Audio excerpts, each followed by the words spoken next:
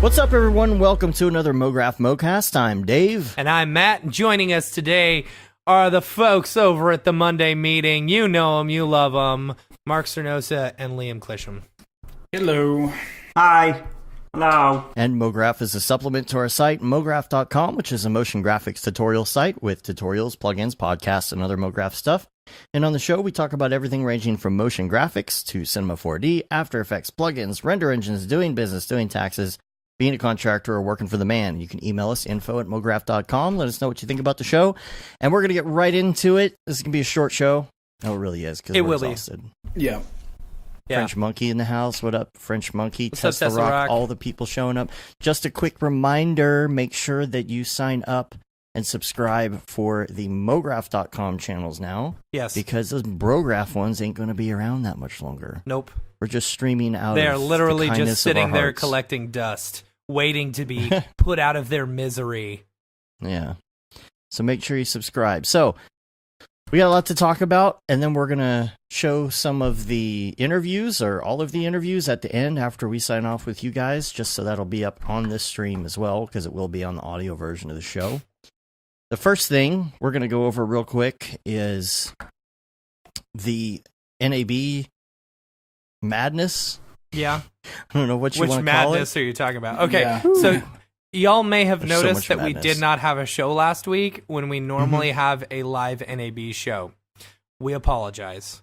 We are very, very sorry. I was looking forward to it very, very much, Yeah. but the B&B that we were originally going to do it at, they had a strict no parties or no people over policy, and it was kind of shady Like because cameras? they had cameras all over their Yeah. house, you know, and it's like, okay, I'm pretty sure that's illegal, but I don't want to get in trouble. So what we'll probably do next time is actually have like a designated like place ahead of time. Yeah.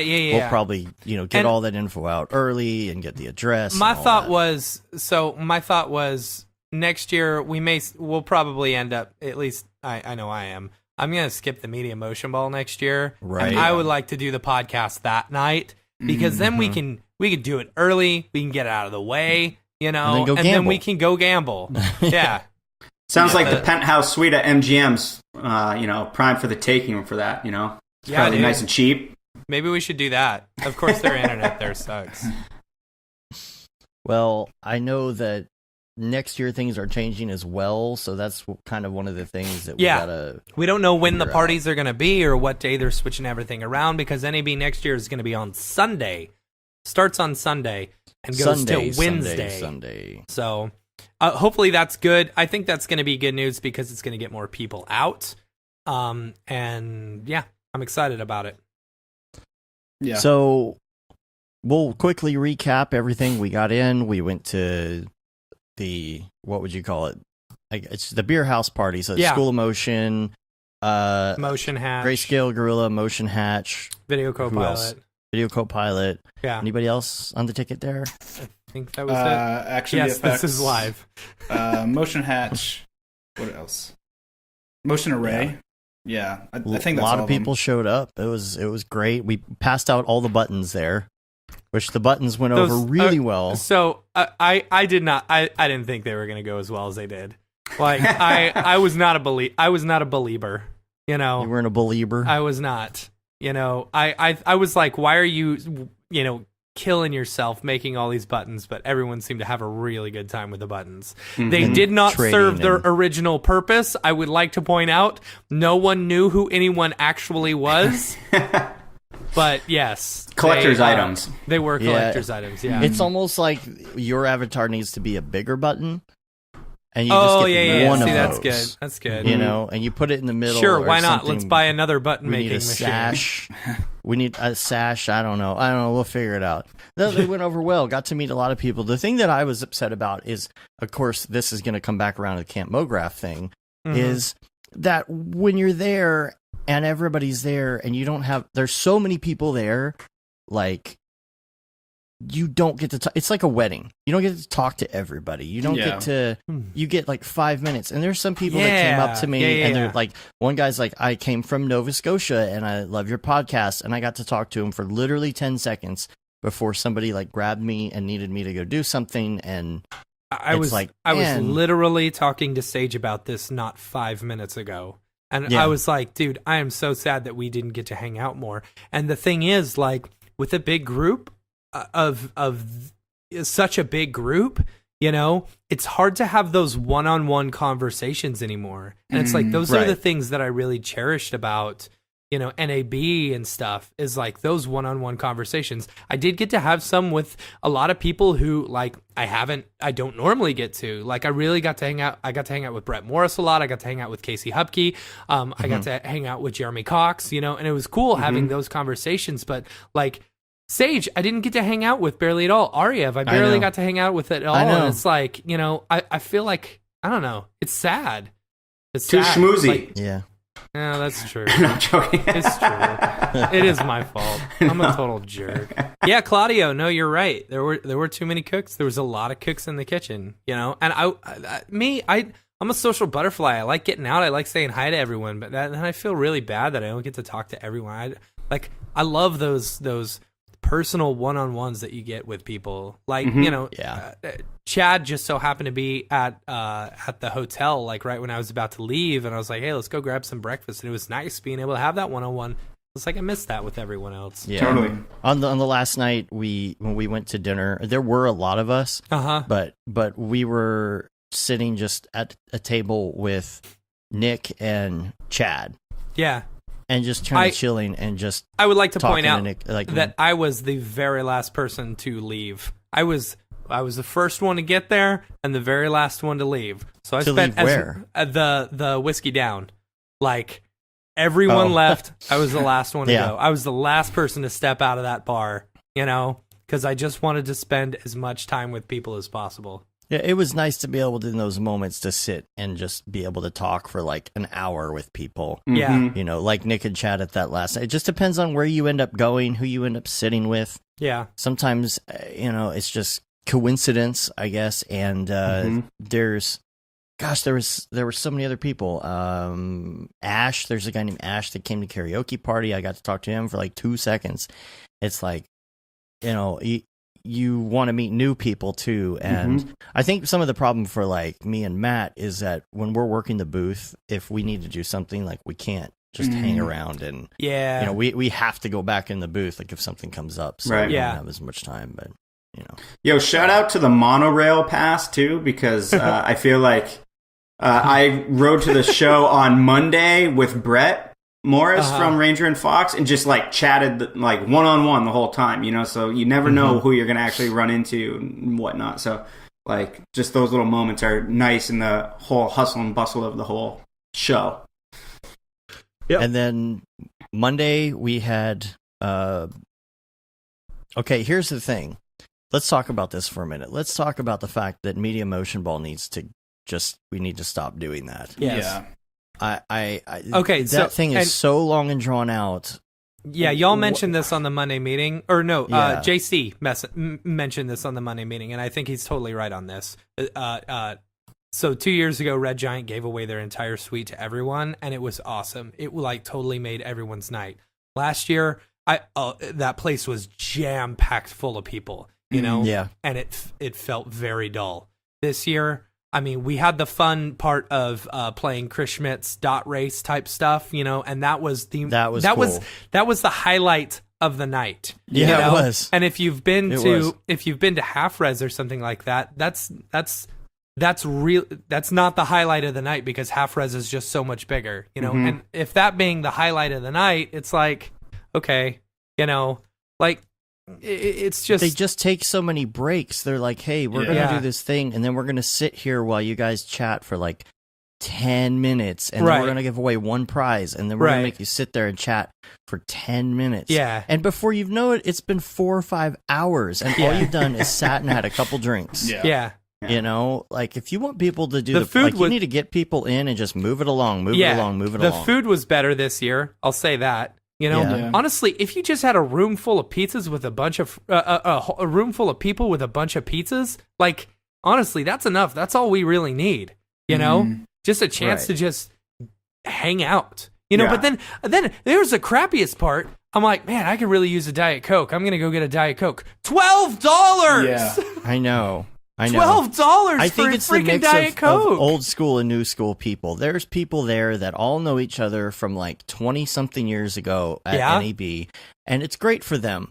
But the new people come in, they're like, they get up on stage to announce something, and then they're like, "Oh man, I can't believe we won this prize. It's old Joe."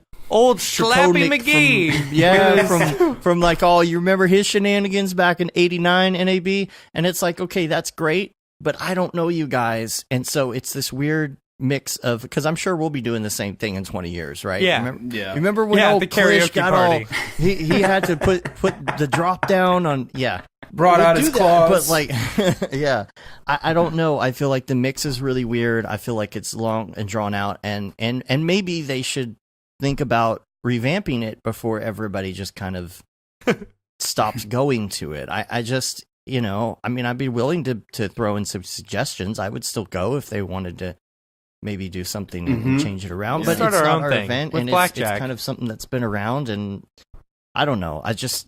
There's so much to do when you're in Vegas, and there is. There are so many parties going on, and you just like you need to be able to fill up your time with as much like networking and as much fun as possible. And I don't know if the media motion ball is doing it for me anymore. Yeah. Like I knew something was wrong when at like 2/3 of the way through the show, even the sponsors were gone from their tables. Yeah. It's like everybody's got stuff to do. You can't spend 5 hours on this thing. Right. Yeah. But and the Sunday meetup was great, except they ended it too early because the place closes or whatever. Yeah. And that's kind of a shame because there were so many of us still there just wanting to hang out that we just had to go back to Whiskey Down and hang out instead. Yeah. And Whiskey it's Down, such a great man, place it's and a really great fun event. when they don't have a DJ. When they have a DJ, geez, by the end of it, my ears are just ringing, and he's like mixing songs that don't go well together. He was blowing the speakers. Yeah, the speakers I went were up to him and I was blowing. like, "Dude, your speakers, you are distorting the speakers right now. You got to turn it down." He's like, "Oh, is this better? Is this? Oh, yeah." Oh man.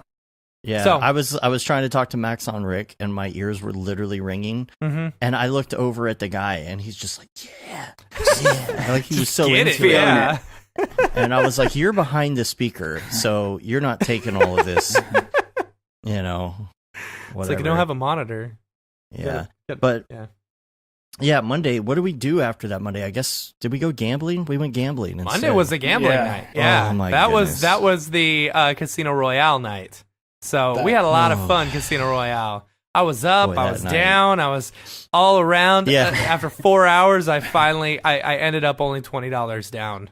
And that was after making some real stupid moves. I've gotten a lot of money that I didn't spend. Okay, so I have a bit of what we would call a gambling addiction. And like so, but I was very responsible in the fact that like the night that I knew we were probably going gambling, I woke up early and I actually did my budget. And I paid all my bills and everything. I was like, all right, can I afford to actually go out and do this? And the answer was no. The answer was no. Right. Yes.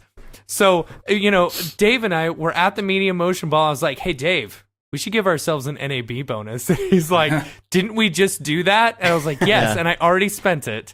So we should give ourselves not on another gambling, one. To be clear. Yeah, not on gambling. No, it was on other stuff, So anyway, he's like, all right, sure, whatever. So we gave ourselves, we were going to be like $150. And by accident, I accidentally pulled out another 30 for each of us.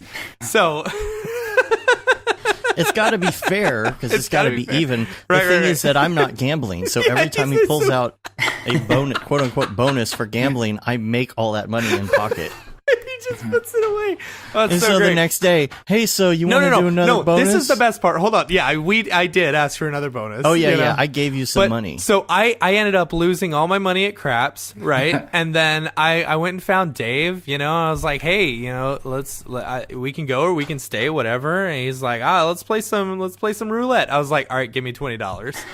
So he gave me 20 of his dollars, and we sat down, and I turned that back into like $80. So I was like, I'm going back over to the craps table. So I went back over to the craps table, and I got it up to like, what did I get it up to? Or I got it down. No, I got it up to like 200 and something, and then I brought it back down to $30, And so Dave was over at the blackjack table. Like, all right, I guess I'm going to call it a night. I'm going to go blow this $30 on blackjack. So I sat down. It was single deck blackjack. I had a lot of fun. And I got myself back up to $120. Or no, it was $100, right? I cashed out. Dave was like, let's go. And then my feet. I was so tired. It was 2 He was over there talking to someone, so it's not my fault that I went back to the table. He takes his money back to the table. Yes. I went back to the table, cashed out, and I threw $20 down on the field. And Jeremy Cox was throwing, and he threw it, and he hit he hit a 12, which pays triple. So I won $40 on a $20 bet. So I took that, and I ended up only $20 down from the night after losing all my money and borrowing 20 from Dave. Damn. It was great. It was so much fun. Were you at the other craps table on that other night when Beeple was there?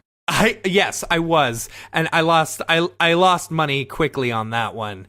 It's that's the thing with craps. If you get 3 bad shooters in a row, and it's nothing against the shooters, it's just odds, Yeah. If you get 3 bad shooters in a row, you can lose $100 in like a snap, because you're playing your bet, you're backing up your bet, you're throwing down 6 and 8, you just want someone to have a really long, a really long game. I like Tokyo's comment. What did you hear? Hey guys, did you hear that Redshift bought Cinema 4D?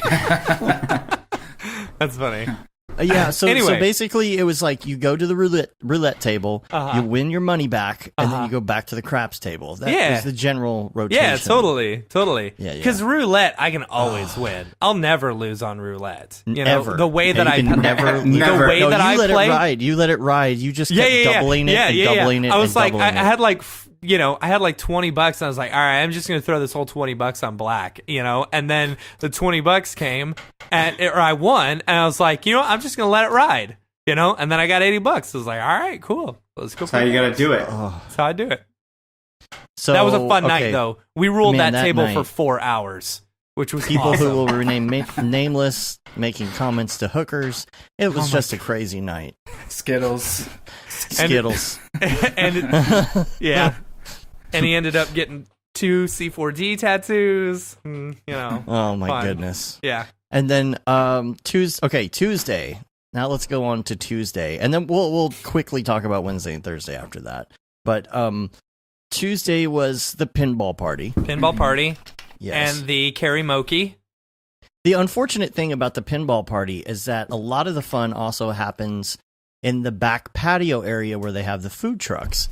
And this crazy freaking dust storm came through, and that kind of like I hate that it kind of put a damper on like the outside portion of the party. Mm-hmm. It got cold too. Yeah, it was weird, but everybody had to kind of come inside, and then I don't know, it changed the feel. Yeah, no, I don't know. I had a lot of fun. I won a lot of things in the claw machines, which was fun. I won like 10 things. Oh, like, I saw you winning that. And I was just handing them out to people. It was great. Yeah, because you're like, oh, now I got to carry this around the rest of the night. Nah, I just handed them out. Yeah, it was funny. Like, we were playing the Simpsons arcade game, and then Schmoopy comes up to me, and she's like, I see something I want. I need you to win it for me. I was like, all right. So I go over there, and it's like in the corner. Like the hardest place to get. And I was like, all right, gonna have to work at it. So you were like Toby on The Office, and you spend the rest of the night trying to get that. No, it only took me like $3 to get it. Oh, okay. Because I'm really good at the claw machine. Well, I don't know if you know this, but I'm like excellent at the claw machine. I'm pretty good too, and I think it has to do with being able to judge Z depth. Right. I totally agree. No, so like I just like moved it to the back corner as far as I could, and then started like doing the joystick back and forth in order to get it to swing, and then launched it at the right time in order to drag it down. Okay, no, that's a good strategy. That's all you got to do, baby. I'm assuming Chris got all his ducks as usual. He got a lot of ducks in a row. Yes, he did. He's got his ducks in a row. Right. And so there was no... was the air hockey machine even there? Yeah, but... Yeah, there's some heated games going on. Yeah. Oh, okay. Yeah, so Pickle Nick, I think Pickle Nick beat me. You know, he was really good. I missed all that. I was getting ready for the other event. That's the only sucky thing is like I didn't get to enjoy pinball the way we usually do. Yeah. But the limo showed up. All 4 of them. Yes, they did. Did we get 4? We had 4, right? We had 4. Okay. I only saw there's 3. a 4th one that showed up that was a little bit late because he got pulled over before he came over. So that's funny. Sounds about right. Yeah, so everybody showed up. It was great. It was a little bit of a cluster because we'll talk about this at some other point in time. Dave was trying to be super organized and give tickets to people who had tickets, and then I knew this was going to happen. People just got it. You know, they didn't care about tickets. They just jumped in the thing, the limos, and are like, let's go sing some karaoke. I got incapacitated, which we'll talk about at another point in time. But I was on my way to make signs that said, make sure you have your ticket before you get in this limo. That's the producer in me, foreseeing an issue. Because I wasn't able to do that, what happened? Everybody started piling into limos. Which it was Pick 'em up! Which is great. Which is totally great. Fine. I absolutely love that, and I think it's totally fine. And that was the plan. I just wanted the people with tickets to be able to get in because there people piled in, and Billy's standing outside. He's like, "No, it's okay, man. I just won't go." I'm like, "No, screw that, Billy. Yeah. You are getting in this limo." If I have to kick out one of these people that I don't know who didn't have a ticket, you are getting in. I'll just take an Uber because you're Billy. Yeah. And you're coming with us. Billy. And you, Billy. Oh, Billy. Billy. So so he got in, everybody piled in, everybody got in who wanted to go, I'm pretty sure, and we got to listen to some terrible Queen live God. On repeat. Queen. Oh my God. I don't even know if it was Queen. Again. I feel like it was the soundtrack to Bohemian Rhapsody, which might I think you're right. be a cover and every of time Queen. the music stopped and we thought something else was going to play, it was more live Queen. Yeah.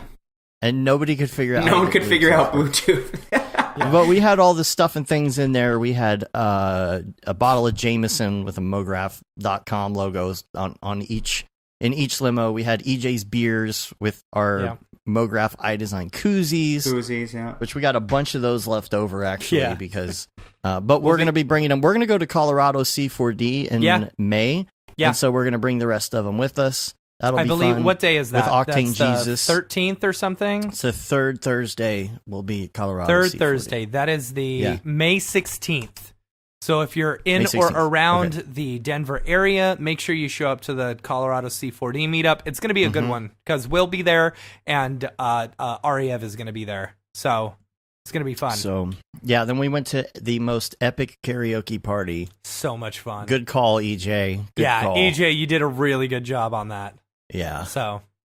Yeah. Oh, yeah. There was a Mario Kart Switch battle in one of the limos. Yeah. I think it's funny. There was a different feel to each limo, I think. Yeah. Like, ours was pretty lame. We had a pretty lame, like, I don't know. I was sitting in the back and I was like, I don't know why I'm doing this. This is so dumb. No one will even listen to me. Just turn off the damn Queen. We were too concerned about Bluetooth. It seemed like an AV troubleshooting limo, but right. Yeah. Some of the limos were all over it. I know Chris Schmidt, the one that Chris Schmidt was in. Yeah, you told me like the bottle was of whiskey was gone very quickly. Yeah. So I do remember seeing EJ leaning out the window screaming Queen to another limo. That was our limo. Yes, he was in our limo. So we got there and split up the different rooms, and every room had its own feel and its own. Seriously, there was the School of Motion room. There was the Maxon execs room. And the Corridor Digital room. That was them together, and then just the randos. Us as the randos. Matt, you started it off well. I did. Thank you. Thank you. My voice was already shot by that time. Your default song. So, yeah, my default song is Play That Funky Music, White Boy. So as people are walking back, I'm sitting there singing and serenading and getting people into the spirit of karaoke. Yeah, I did Getting Jiggy with it after that. I feel like that was pretty I know, good. I got that on video. Oh, my goodness. Hold on, let's play it. Ha ha, ha ha. No, let's not. Oh, come on. If you were following certain social channels on Instagram, there was a couple live videos that I believe Raid Zero. Oh, is that true? Raid Zero popped Thank in for a goodness little for bit. Stories that disappear. Yeah. That's what they're for. Now I know what they're Exactly. for. Yeah. That's That's why I I'm like not one of Slack. the That's kids why I who like not parties every paying night. for Slack. So that it's just like my stuff, everything I Yeah, there say you just go. disappears. Oh my goodness. Let's Yeah, find so it. that was a Where is it? really great night. Well, here's what I'm going to do, by the way. I'm going to do a oh my goodness. Hold on. The best one is Pickle Nick's version man. of Journey. Hold on, let me find it. So while you're finding that, here's what we're going to do. I'm going to eventually put a link up in the Slack, and it's going to be for sharing your favorite videos. I'm not you don't have to dump your entire thing in there, but your favorite pictures. Can you even hear that? Oh my god. That's the so perfect good. karaoke song. So good. It really Love is. it. So And then, of we're going course, to take do a link. What? we ended the night with this. Oh my gosh. Hold on. Here you go. You ready? You ready?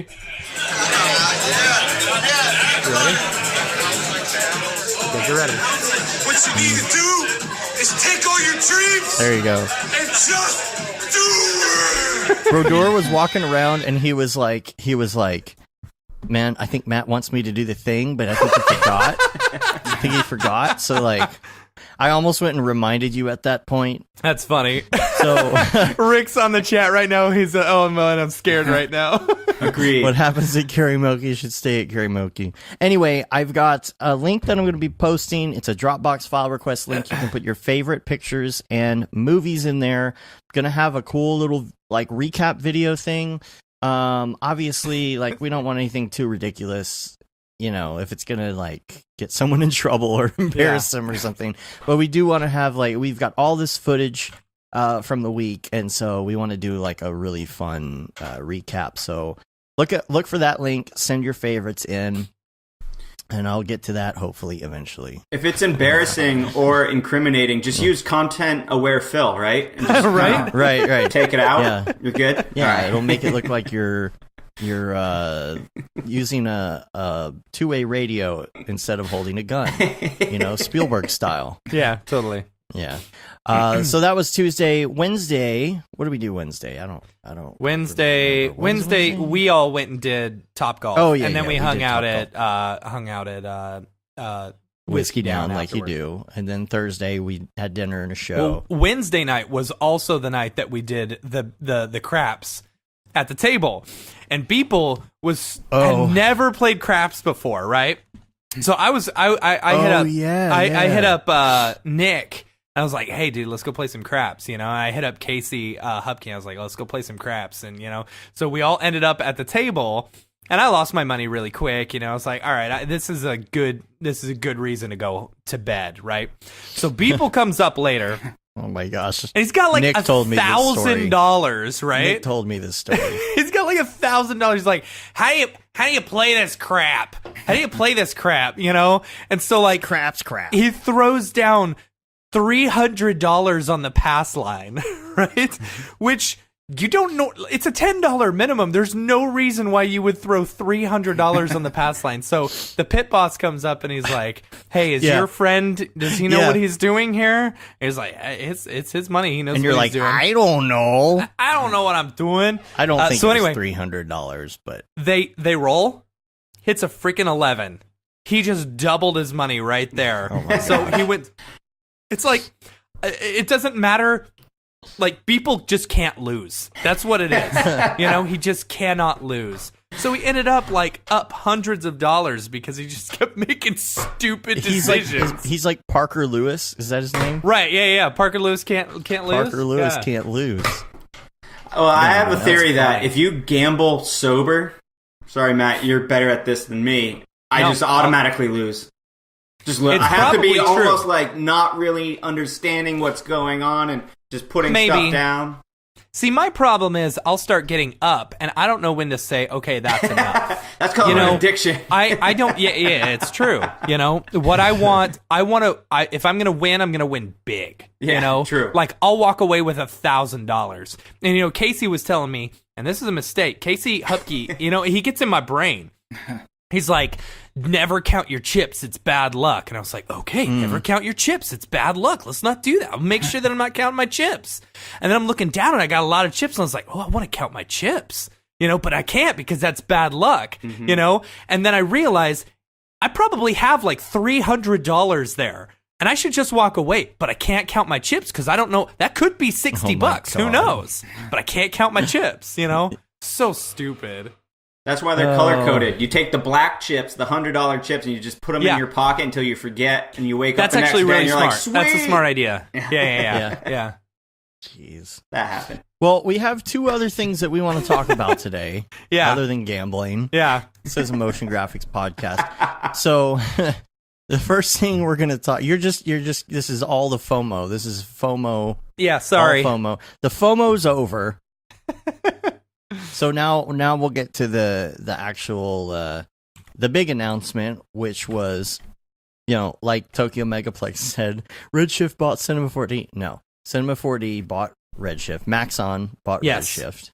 Maxon acquired Redshift. Yeah. I have a funny story that I'm going to tell. Okay, so Paul and Rick just kept on hinting that there was something big, like it was going to be a big NAB. I was like, yeah, we got a bunch of good presenters. It's going to be really fun. It's like, no, something big is happening. I was like, oh, something big's happening? Tell me more about it. But they would not. And so this year on the little side videos and stuff like that, where they've got like all the presenters in the lineup and stuff, I had the idea last year. I was like, and so I implemented it this year. I was like, listen, just let me build out an After Effects template. We can just play the videos because previous years it was having to connect to the internet. We had connectivity issues, and like the side videos would just go down. So I was like, let me just make it. We can just play it, put it on repeat. We're good to go. And so I was like, okay, I'm going to build this out. And he's like, hey, just leave a little space here down at the bottom. It's like, what is that? What's going on? There's something's big here. So then he's like, we may have to tell you what's going on. I was like, okay.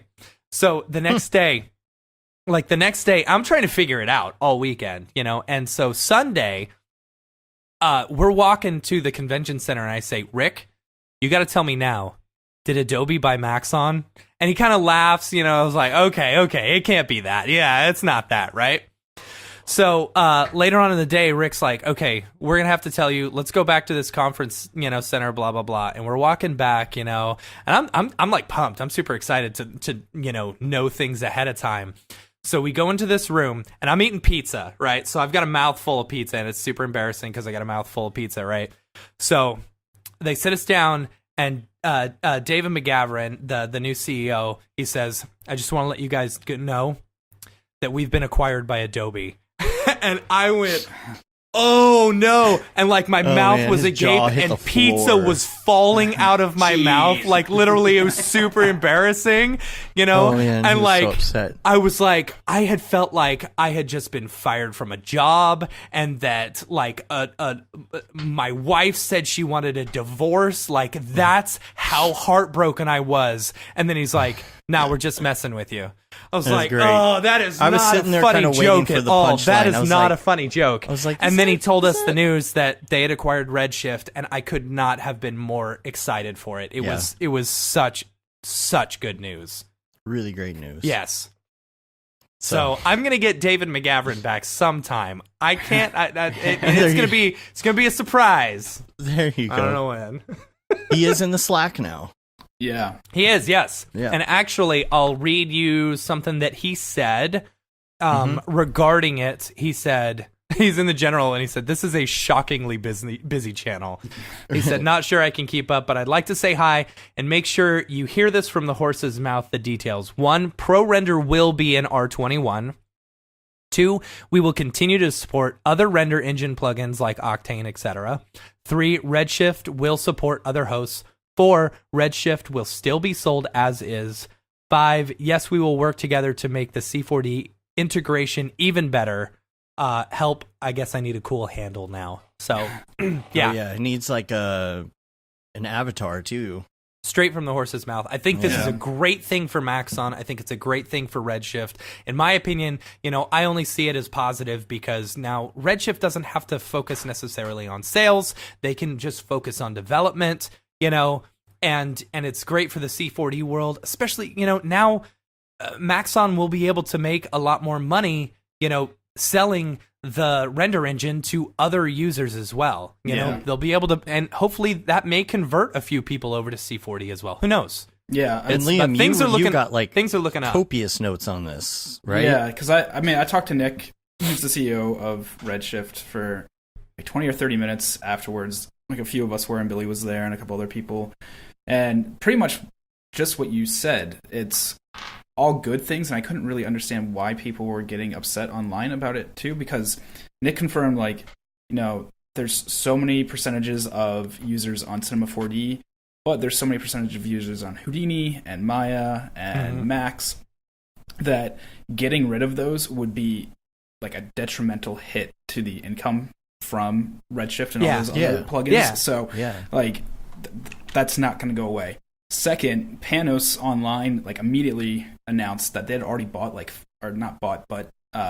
on 5 or so new developers too, and it's that's already one of the benefits of Maxon is not only can we get better QC hopefully, but these fast iterations that happen will be exponentially larger too. It's not just a patch update for this and that, but it'll be man, we just implemented PostFX 2 or whatever they're going to do in 3 and Redshift real time nodes dough. Yeah. Speaking of nodes, that too is going to be updated. So everything in R20 with the node editor should be coming to Redshift now, which is great because Espresso sucks. That's awesome. Yeah. What else? They also made a Espresso itself doesn't suck. No, the interface. The interface. Yeah. One of my favorite things is so the reason I don't like nodes so much, at least in that Espresso one, is that I have to kind of drag it 3 times before I actually pop it into the slot. It's so hard to grab the thing. And then I was watching shut up, Dave. I was watching a presenter fumble with that a couple times. It's see, I'm not the only one. The new beautiful nodes that they have from R20, that would be just absolutely incredible. Yeah. What else? Kind of just touched on it a little bit, but support for other third-party render engines. Everything that Redshift should be getting SDK-wise, Octane, Cycles, everyone should have access to it. So first thing noted was noises. So Redshift will now have native C4D noises. That also means that if they're opening the SDK for Redshift, that means Octane will get it, that means Cycles will get it, and that's huge for everybody. So it's not just a win for Redshift, it's really a win for the whole C4D community. Yeah. Pricing's going to stay the same. There's no weird bundling changes or things like that. It's not being bundled into Cinema 4D, so it's still going to be its own separate product.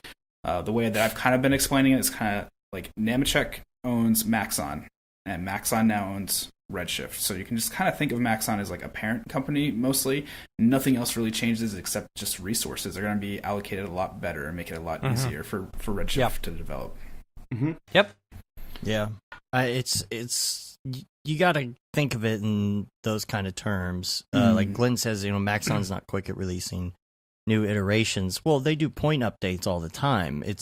It's really the fact that it's nothing changes with these Redshift people. They just have more resources now. Yeah. And so their iterations will come out just as they had been before. It's not like Maxon's going to change the way that they put out updates. Yep. Right. They're just going to have more resources, more, hopefully some more money as well. Yeah.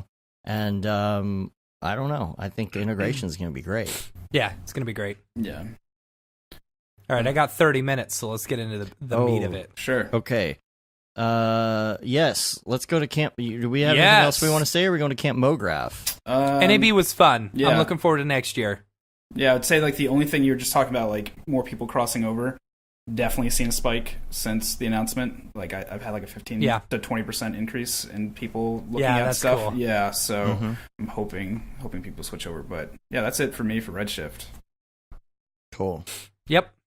All right, well, let's talk about Camp Mograph, because if you haven't noticed, campmograph.com is now live. The full site is up. You can get all the information there now.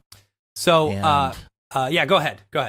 Well, what I'm going to do, just to make this easy for us, is I'm going to go to the site, and I'm just going to bring up the different individual pieces, and we can just talk about them as we go. Cool. Yeah, let's do it. So... let me just. I did a lot of schmoozing about this Camp Mograph stuff while we were at NAB, so I got the spiel basically down. You know, spiel. Cool. All so right. First off, it's October 3rd through 6th, 2019. This year, in North Hero, Vermont. Want to give a big shout out to our current sponsors that we have. We are working on adding a few more, but as of right now, of course, Cinema 4D by Maxon. School of Motion and Red Giant, our first three sponsors, and we are super grateful for them. They their contributions to Camp Mograph are going to help make this event absolutely incredible. So big shout out to them. All right, yes, round of applause, and that's it. All right, and that's it. Thanks. All right, short show. All right, so. What I've been saying to everyone is basically this is not your typical kind of meetup. All right. So this is more of a retreat. This is a chance to get out and to talk with other motion designers and stuff like that.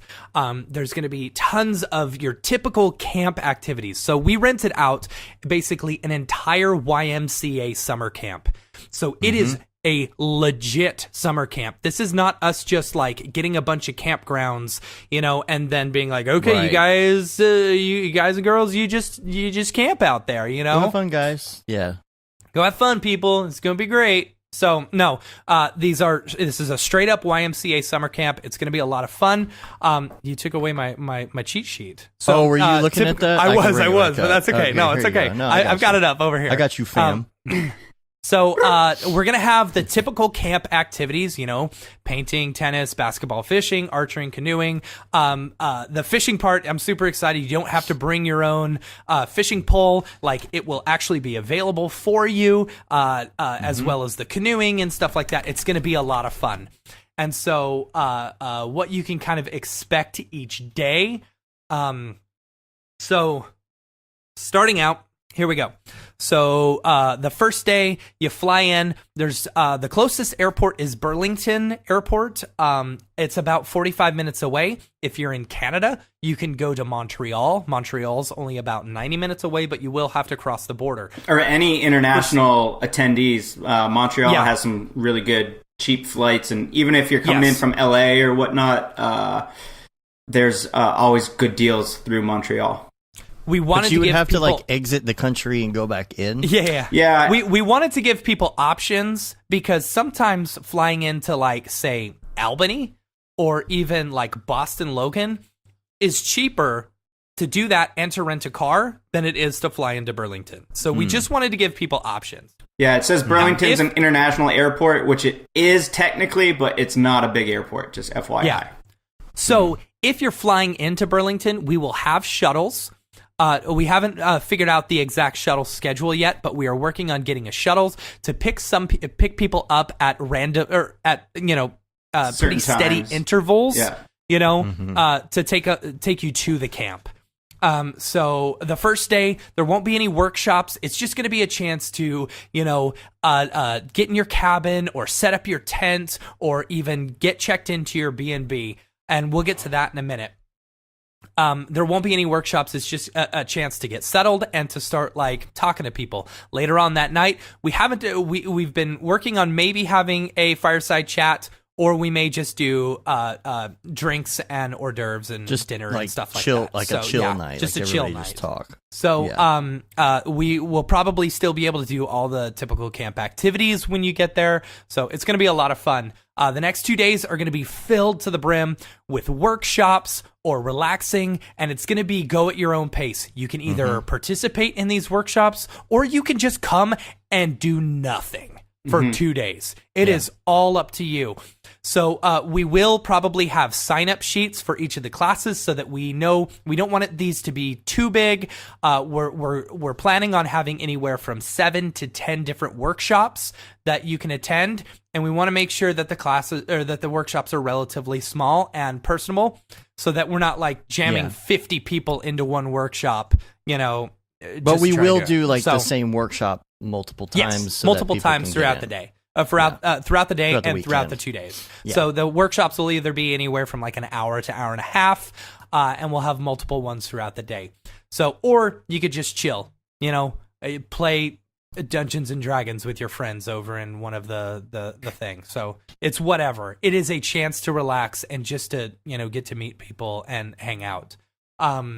Let's see. So the last day, everyone says goodbye. We'll have breakfast for everyone. Here's the great thing about this camp.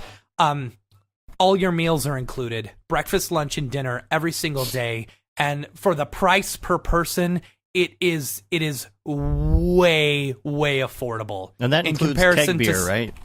That includes, some of the alcohol that we will have there. And now alcohol won't be rampant throughout the whole day. It's going to be mostly at the meetups, the get-togethers and the things at night. So, workshops that we've got planned. We've got 7 on the docket right now. We may be adding an additional 3 depending on how many people we get to sign up. Right now, we've got principles of animation, design principles, illustration, storytelling, color theory, sculpting, and health and mental fitness. And I'm super excited about all these classes. Now, here's the thing. Leave your computers at home. This is a camp. This is a summer camp. Or bring them in case of emergency, but don't bring pull them out if you want. But feel free to leave all your electronics at home. This is going to be a retreat. All of these workshops are going to be non-traditional. So, for example, the sculpting class, instead of learning how to sculpt in ZBrush or Cinema 4D, you're going to be sculpting with your hands in real clay. You got to use your hands? You got to use your hands? It's like a baby's toy.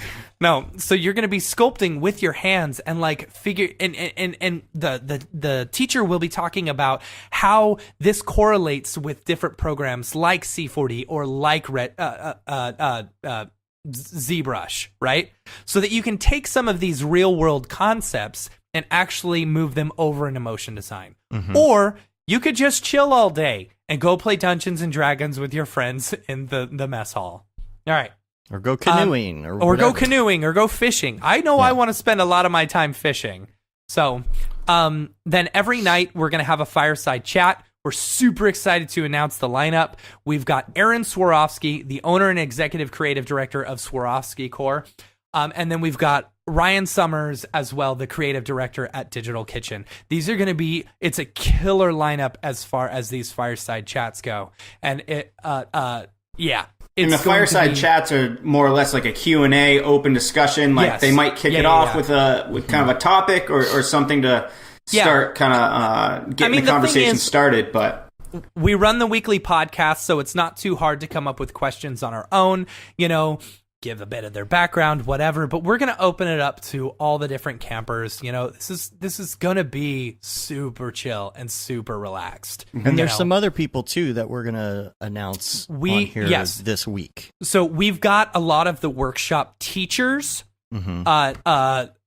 ready to go. We're just not ready to announce them yet because we kind of want to tease it. We're super excited. We've got a lot of great industry leaders who are going to be teaching these workshops. So make sure if you're not subscribed to Camp Mograph, go to Camp Mograph right now and subscribe, and you'll be able to hear more about it. So moving on, what's the price? This is what everyone wants to know, this. right? We just sit here and Matt takes care of all of it. It's working really well. I know. I guess we didn't need everyone on the podcast. Just say, Matt, take it away. All right. So you're going to go on, you're going to look at this, and you're going to immediately get sticker shock. And I don't want you guys or girls to get sticker shock, okay? Because you'll look at it initially, you'll be like, oh, that's a lot of money.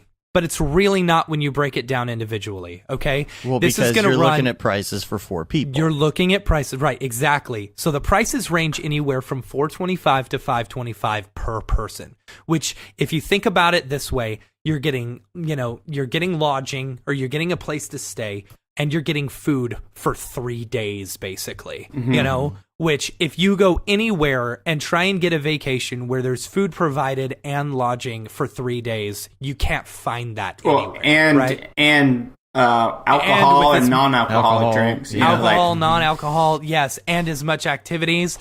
This is a fantastic deal. We have worked really, really hard to make this as affordable as possible because we want a lot of people to show up. And we don't want to have to break the bank in order for people just to relax. You know what I'm saying? Right. So here it is, the group cabins. The biggest thing with this, and I'm just going to read this real quick. So, the cabins at Camp Mograph will make you feel like you've been transported back to summer camp as a kid. But unlike summer camp as a kid, you're in charge of whom you bunk with. And this is the most important thing to us. We will not be placing people in random cabins, okay? This is for the safety of all the campers and for the comfort of everyone coming to Camp Mograph. We had considered it at the very beginning, and we're like, no, we want to make sure men and women feel very, very comfortable in this place. Right. And so we're offering so many options in order to make everyone feel comfortable. So what we decided to do was rent them out per cabin. So we've got 3 different options on the cabins. We've got one cabin that will sleep up to 8 people, one cabin that will sleep up to 10 people, and another one that will sleep up to 12 people. So with cabin A, as you can see on the screen, our early bird without pricing betting on them. By the way, there's no betting on these yet. But, and that's an important thing to notate. So with all of these, all of them are bunk beds. You know, it's traditional it's traditional summer camp. This ain't the Ritz. This ain't the Ritz. This ain't glamping. But we'll get there, all right? We'll get to that part. So, this sleeps up to 8 people. There's going to be 4 bunk beds. We wanted to make sure everyone was really comfortable, so we didn't want to force people onto top bunks. We wanted them to make that decision that they wanted to sleep on a top bunk, right? So you can buy a package. The early bird pricing is $1,800. That starts this weekend on 4/20, April 20th. Which equates to about $450 a person. If you want to add additional people into your cabin, it's only $425 for an additional ticket. That includes all your food and the lodging and all of the activities and stuff. It's going to be awesome. Yeah. So if that you want to squeeze some people in, you can, but we're not going to do that by default because we will not do that by default. So and in the inverse, stuff in the top bunk instead of people. And in the inverse of that too, if you have a travel budget or a training budget or something at your workplace and you want to rent a cabin by yourself, that's totally cool. Yeah, you can do that. Cabin to yourself. So you could have a whole cabin to yourself. Push some of those bunk beds together. Get yourself a king bed, a king bunk bed. Make yourself a fort inside. Yeah, exactly. Put like some welcome to camp blankets over everything. Welcome to Fort Kickass. Yeah, there you go. So, okay, so that's cabin A. Cabin A will fit 8 people. It comes with 4 tickets, so that equates to about $450 a person. Total cost of cabin A is $1,800. Cabin B, it will sleep 10 people, and that includes 5 tickets. Price for that is still $450 a person, and it equates to $2,250 overall. Now, these are the early bird prices. The prices go up after on Wednesday next week. Okay. And so then the very last one is cabin C. This one sleeps 12 people. It's basically got 5 bunk beds and 2 semi-private rooms. Now, I say semi-private because they are just tiny little rooms off the side and they don't have a door. But that means that, whatever. You have your own little zone if you want it. Yeah, you've got your own little zone. So it is semi-private. So this one is a little bit more expensive just because of those semi-private rooms, but make the people who are paying, who want to sleep in the semi-private rooms, make them pay the extra money. That was my thought. Yeah. So it equates to about $466 a camper, but make the other person pay the extra, $16 per person or whatever, So for any of these, if you want to add more people, Cabin C, it comes with 6 tickets as well. Right. So for any of these, if you want to add additional people, it's only $425 a person, and they can sleep in the cabin with you. Now, one thing to note, the biggest thing to note with this, these are twin mattresses and stuff. So they don't the camp doesn't provide like bedding and towels and stuff. This isn't the Ritz, this is summer camp. And these are just some of the things that we were able to do in order to keep the price as low as possible for everyone. So you have the choice of either bringing your own towels and sheets and a pillow, or we're partnering with a company that goes with the camp that will allow you to rent them for only $25 a piece. And I so think that that's includes what most people will probably end up doing. Yeah, and we're not making any money off the top of that. That is straight up cost of what they're charging us for it, I believe. Right. So that includes your twin sheet, your fitted sheet, a blanket, a pillowcase, a pillow, and towels and washcloths and stuff. So it's a really good deal if you look at it. We looked all over the place. We were like, well, can we actually purchase this stuff for cheaper? And just buy them and have them for next year's. But honestly, this was the best deal. Yeah. So, yes. So if you want to purchase additional tickets for them. Now, there are other options. We wanted to make sure, once again, this was a big weight on our shoulders that we wanted to make sure or weight on our mind, I guess, that we wanted to make sure as many people were as comfortable as possible. And this is the big thing. So we're going to offer a couple other things. If you can't find someone to bunk with, we have the ability in order we've got room for tents as well. Plenty of room for tents. If you're feeling more adventurous, if deep down inside you are the Ron Swanson of this world, you can bring your own tent, bring your own cots, bring your own sleeping bags. You can bring it all, and you can sleep in a tent on site. Yeah, cabins are for kids. Cabins are for kids, right? Yeah. So in the tent, you're basically paying $425 for a single camper ticket, and you're bringing your own stuff to camp in. This is really good for you East Coasters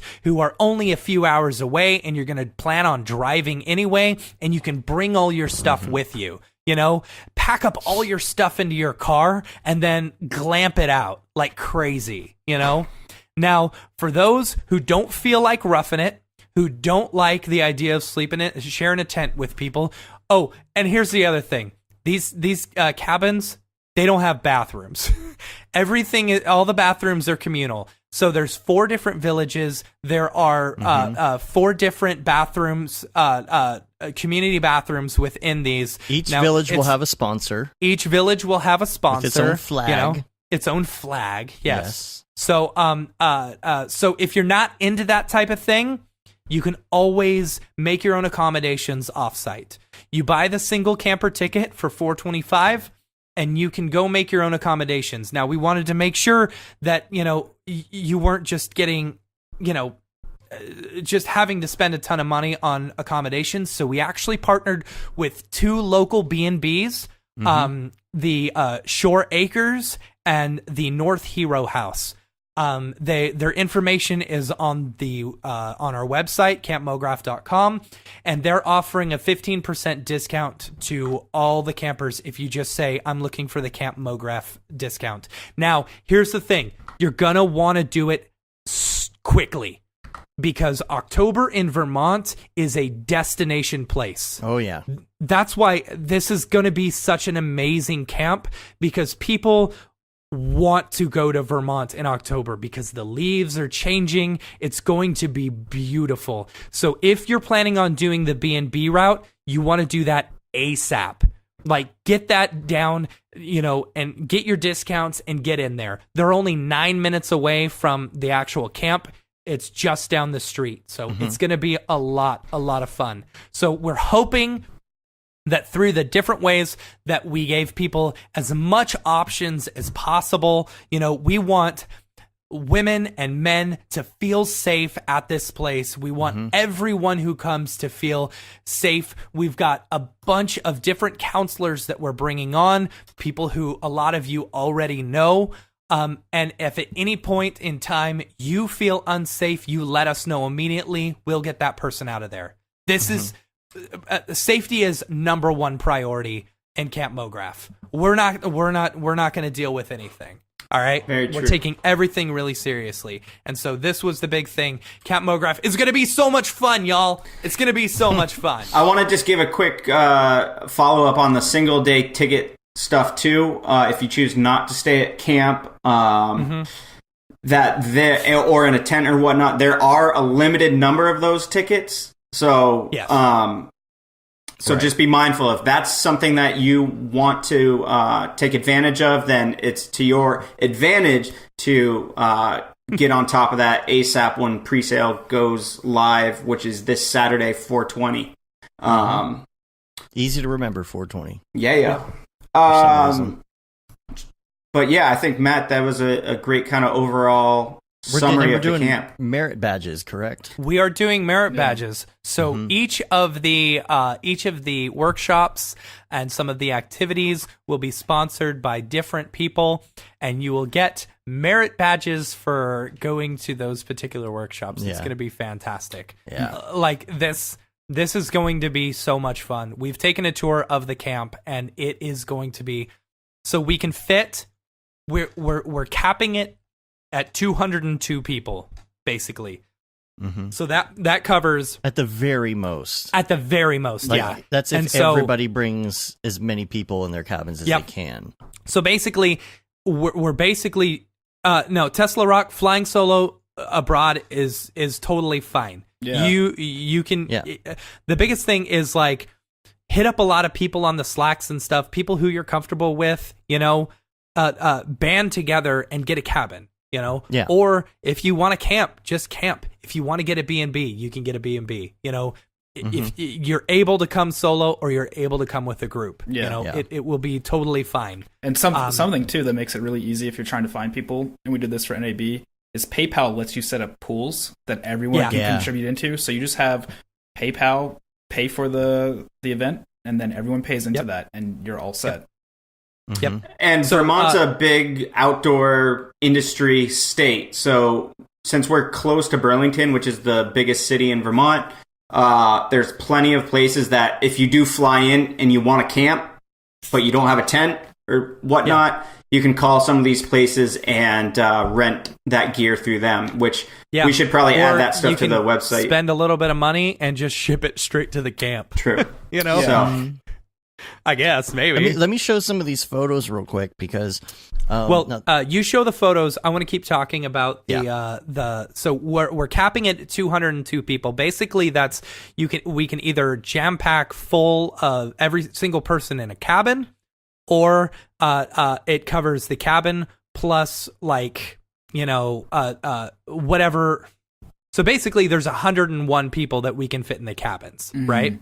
101 people, and we're just doubling that because, we can fit a total of 202 people in the cabins. But if we sell just the cabins, it equals out to 101 people. So that extra 101 people is either going to be in the cabins or camping on site or at their B&Bs. So, we just don't want it to feel too jam-packed. It's going to be so much fun. I'm so excited about this cafeteria. Here's the dining hall. Oh, the dining hall is going to be so we have YMCA staff serving. They got a full kitchen. Yes. If you have dietary restrictions, make sure and let us know. Yeah. We can let the camp know. They'll cater to any of that. So, Also, too, you were talking about people on the East Coast driving. Feel free to drive because we talked to the camp and there's unlimited parking. So there is plenty of parking. So don't feel everyone. like you need to let us know if you're driving or how you're getting there exactly, unless you want to have us come pick you up at the airport. Because if you want to drive, you can totally do it. Yeah, we've got plenty of parking available. The event rooms and stuff too. We've got some great different rooms for art and for hanging out. Yeah, this is kind of one of the communal rooms here. They also have areas like stuff for like ping pong and all of that. Yeah, you better believe we're getting a round robin ping pong. There's already been talk of a lot of just events outside of anything really planned. But think about summer camp. Think about like the milk gallon challenge and just stuff like that. Hot dog eating contest. Yeah, and we already have been considering a hot dog eating contest. Yes. We already have some potential sponsors willing to drop in some plugins and whatnot on the winner of such events. Get your stomach ready. Right. This is kind of a map of what it looks like. You got these little groups of camps. Like, I don't know if you can see my mouse, but like right here, these are the different villages, and each one will have its own sponsor, and everybody will have a shirt for their own camp or village. Yes, included. Yeah. You'll get the Camp Mograph T-shirt, and stuff, and then you'll have your specific village printed on the back. Yeah, so we might have some competitions like So we're planning this is in the works. We're planning a end of the camp war with the Maya camp across the lake. Yeah, we're gonna go over there at night. We're gonna swim across and steal their underwear. Yeah. Actually, we're gonna put their hands into water so that they pee in the bed. What is so stupid? Yeah, yeah. While we're talking about stuff like that, traditional camp stuff, big shout out to Sono Sanctus, who is developing a camp theme song for us too. So be ready to learn a camp theme song. Yeah. If you're curious what this camp is going to be like, just either watch Heavyweights or Red Hot American Summer or what else? Salute your shorts. Salute Your Shorts is a perfect example. Yeah.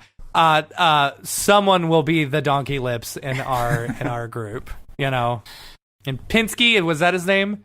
Pinsky? Oh, I forget. I forget all the names now. I remember Donkey Lips though. Yeah, everyone remembers Donkey Lips. Yeah, Buttnick. It was Buttnick, right? Not Buttnick, but Sputnik. Yeah, that's one of them. Close enough. Yeah. Here's a great picture of what the camp actually looks like from above. It's so beautiful. View. Now imagine those colors changing. Now it might be a little crisp, so keep that in mind. The average temperature, is between 50 and 60 degrees? Yeah, the highs are like mid-60s on average, and then lows can be 50s into like the high 40s at night. It is Vermont. So, it is like variable conditions. So, when you're thinking about packing for this thing, think about sweatshirts and sweatpants opposed to, dress shirts and slacks, Yeah. No pun intended there. But, don't come dressed like people. That's funny. But and that also kind of sets the vibe for the camp too. It's casual, this is not, I don't know. It's just a good excuse to get together with fellow nerds and nerd out and network. And we've gone to other conferences like this, and it's been great. Or I should say, we've been to other conferences where we just spend time outside of the conference, like what was being mentioned about NAB. The times you get to hang out outside the conference are really the times and like the things you look back on. You're like, wow, that was so great.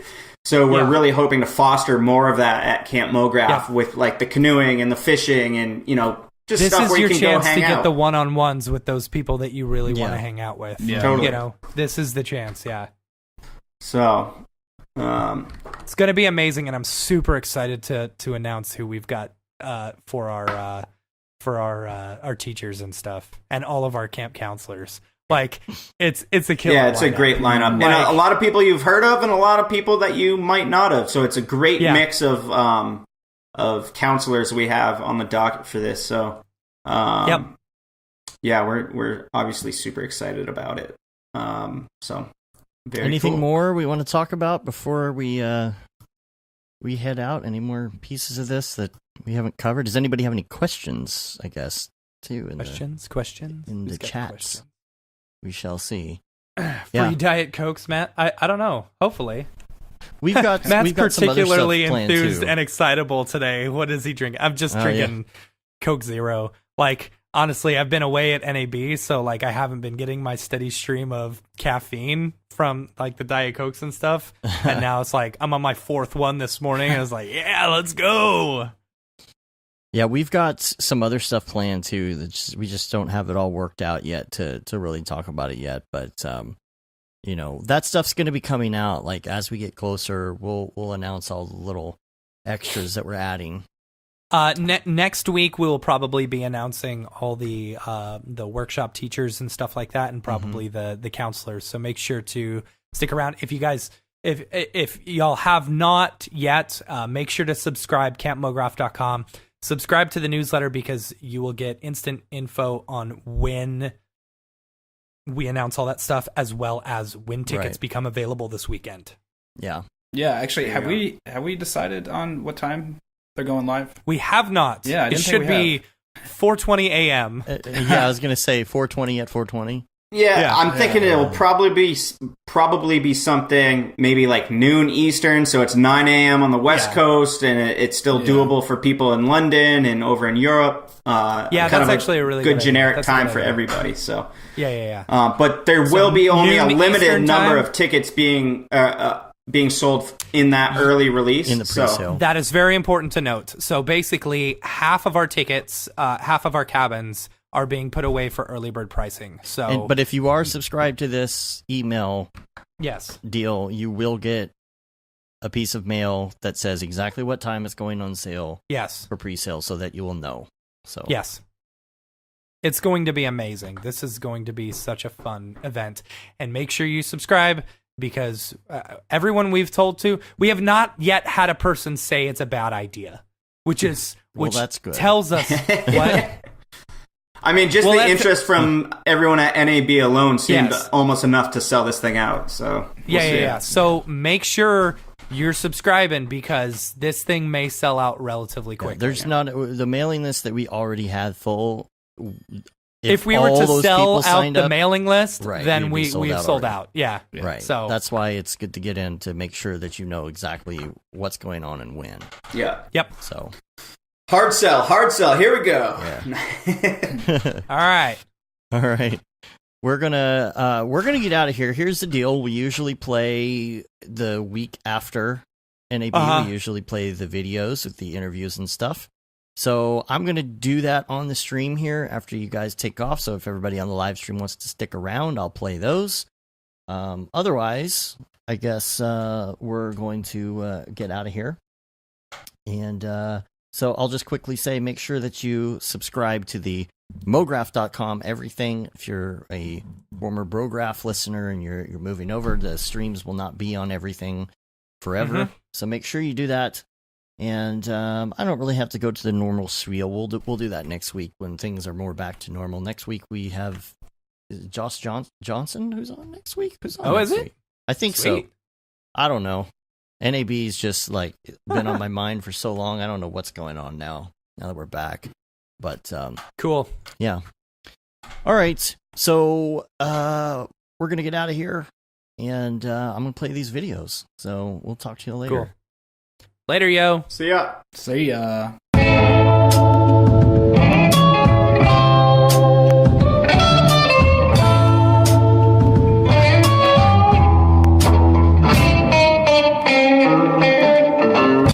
What's up, everybody? This is Dave with Mograph.com and iDesign. We're doing this whole little mashup. This is day one of NAB, here with Casey Hupke, and he just did his presentation.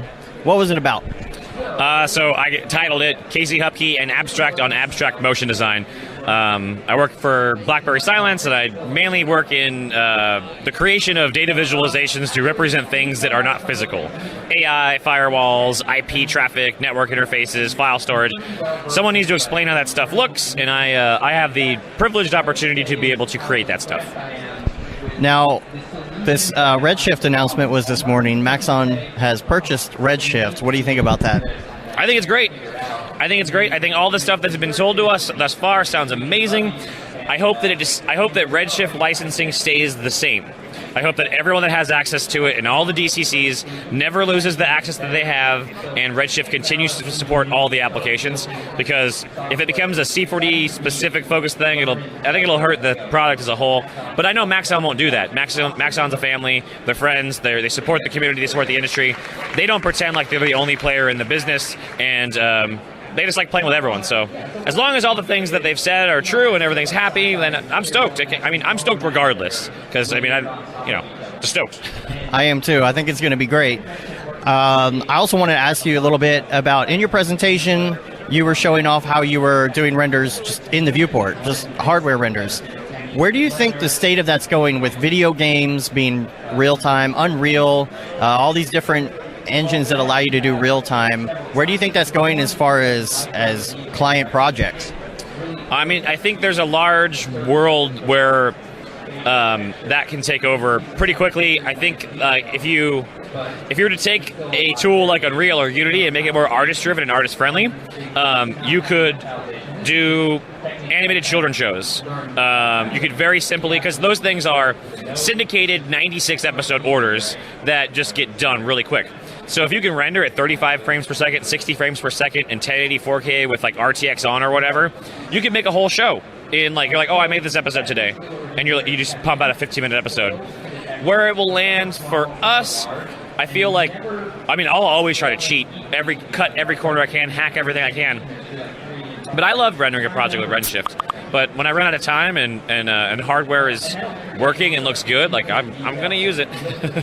But that's for my field. I don't do shoes. I don't do product. I don't none of my stuff. There's no reference to my stuff. It's just that's what AI looks like to me, and you can't tell me I'm wrong. It's like a dream or something. Yeah, exactly. So let's talk about Camp Mograph a little bit. Are you excited to go? Yeah, I really want to go. I was talking in the Mograph.com Slack. One of the things that I talk to a lot of people one-on-one with, and in groups and stuff sometimes, is mental health, anxiety, depression, imposter syndrome. I still deal with that stuff personally, and it's a struggle. It's really hard to kind of reassure yourself sometimes that you're a valued person who means something to yourself and your family, and that what you're doing in your career is important. As long as you feel that, and it's an easy way to kind of get out of a funk. But man, if we don't all suffer from waiting for someone to call us out for being fake or a phony, or get caught doing something that we shouldn't, or whatever, just I think a lot of us, a lot of creative types, we suffer in our brains quietly and don't talk about it. And I'd love to talk about that with more groups, and it'd be cool to do something out there, like a hike or something, or a yoga class, or a workout routine or something, or just talk about it, like a fireside mental health check. I heard something, and go ahead and look this up if it's true or not. The brain recognizes not knowing something as a pain receptor. So when you think about the struggles that you go through when you're unsure, or you don't know, or you have doubt, your brain's telling you you're in pain. And that's something I try to remember a lot. And it's okay, well, what's that? How do we figure this out? Let's tutorialize feeling good now. Workout videos exist, but where's the GSG for emotional health? Well, it's at Camp Mograph, I guess. Yeah, it'd be awesome.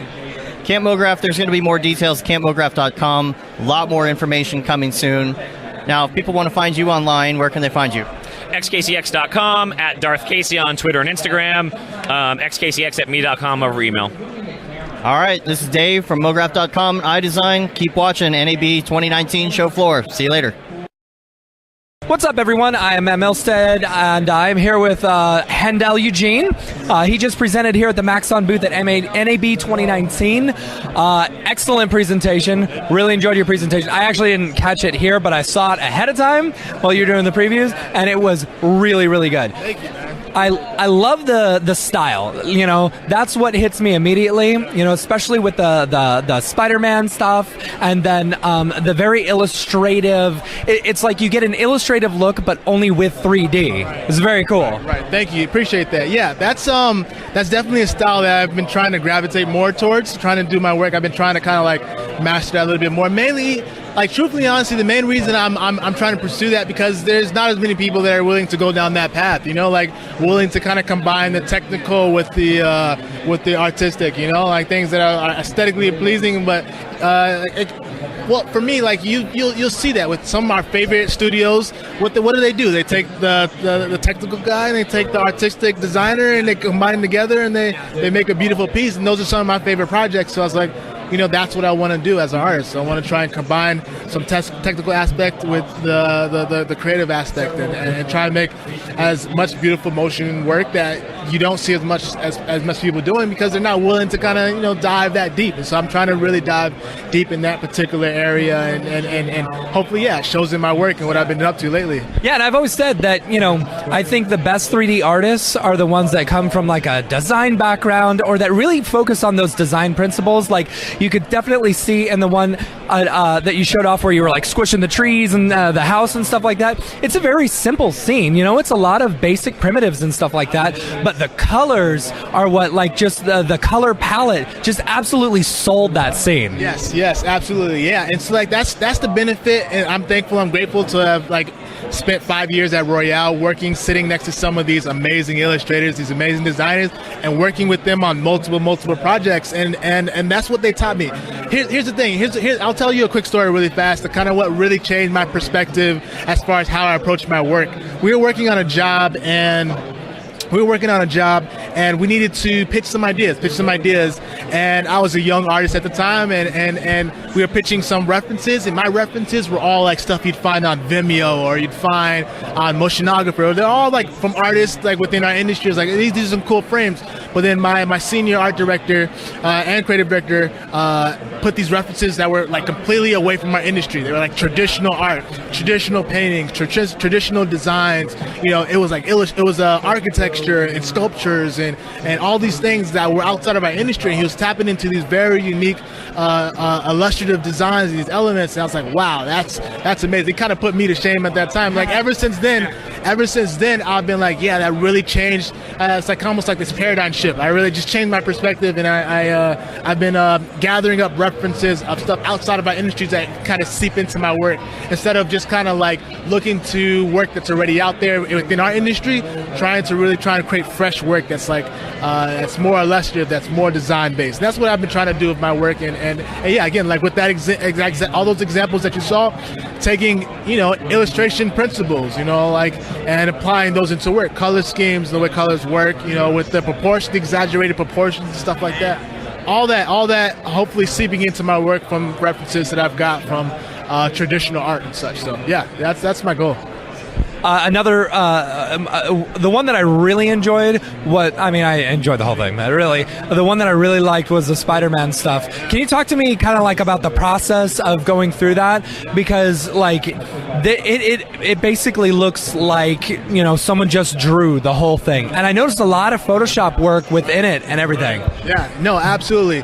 Yeah, so I was, again, fortunate to be on that job and be with some talented people who guys like Chris Carboni, Doug Appleton, Johnny Lepore, those guys at Perception who really helped push the creative. I think that was the biggest thing going in. It's like we've got this title sequence and we really want to push. We want to use all the tools that were at our disposal to kind of create something new and fresh.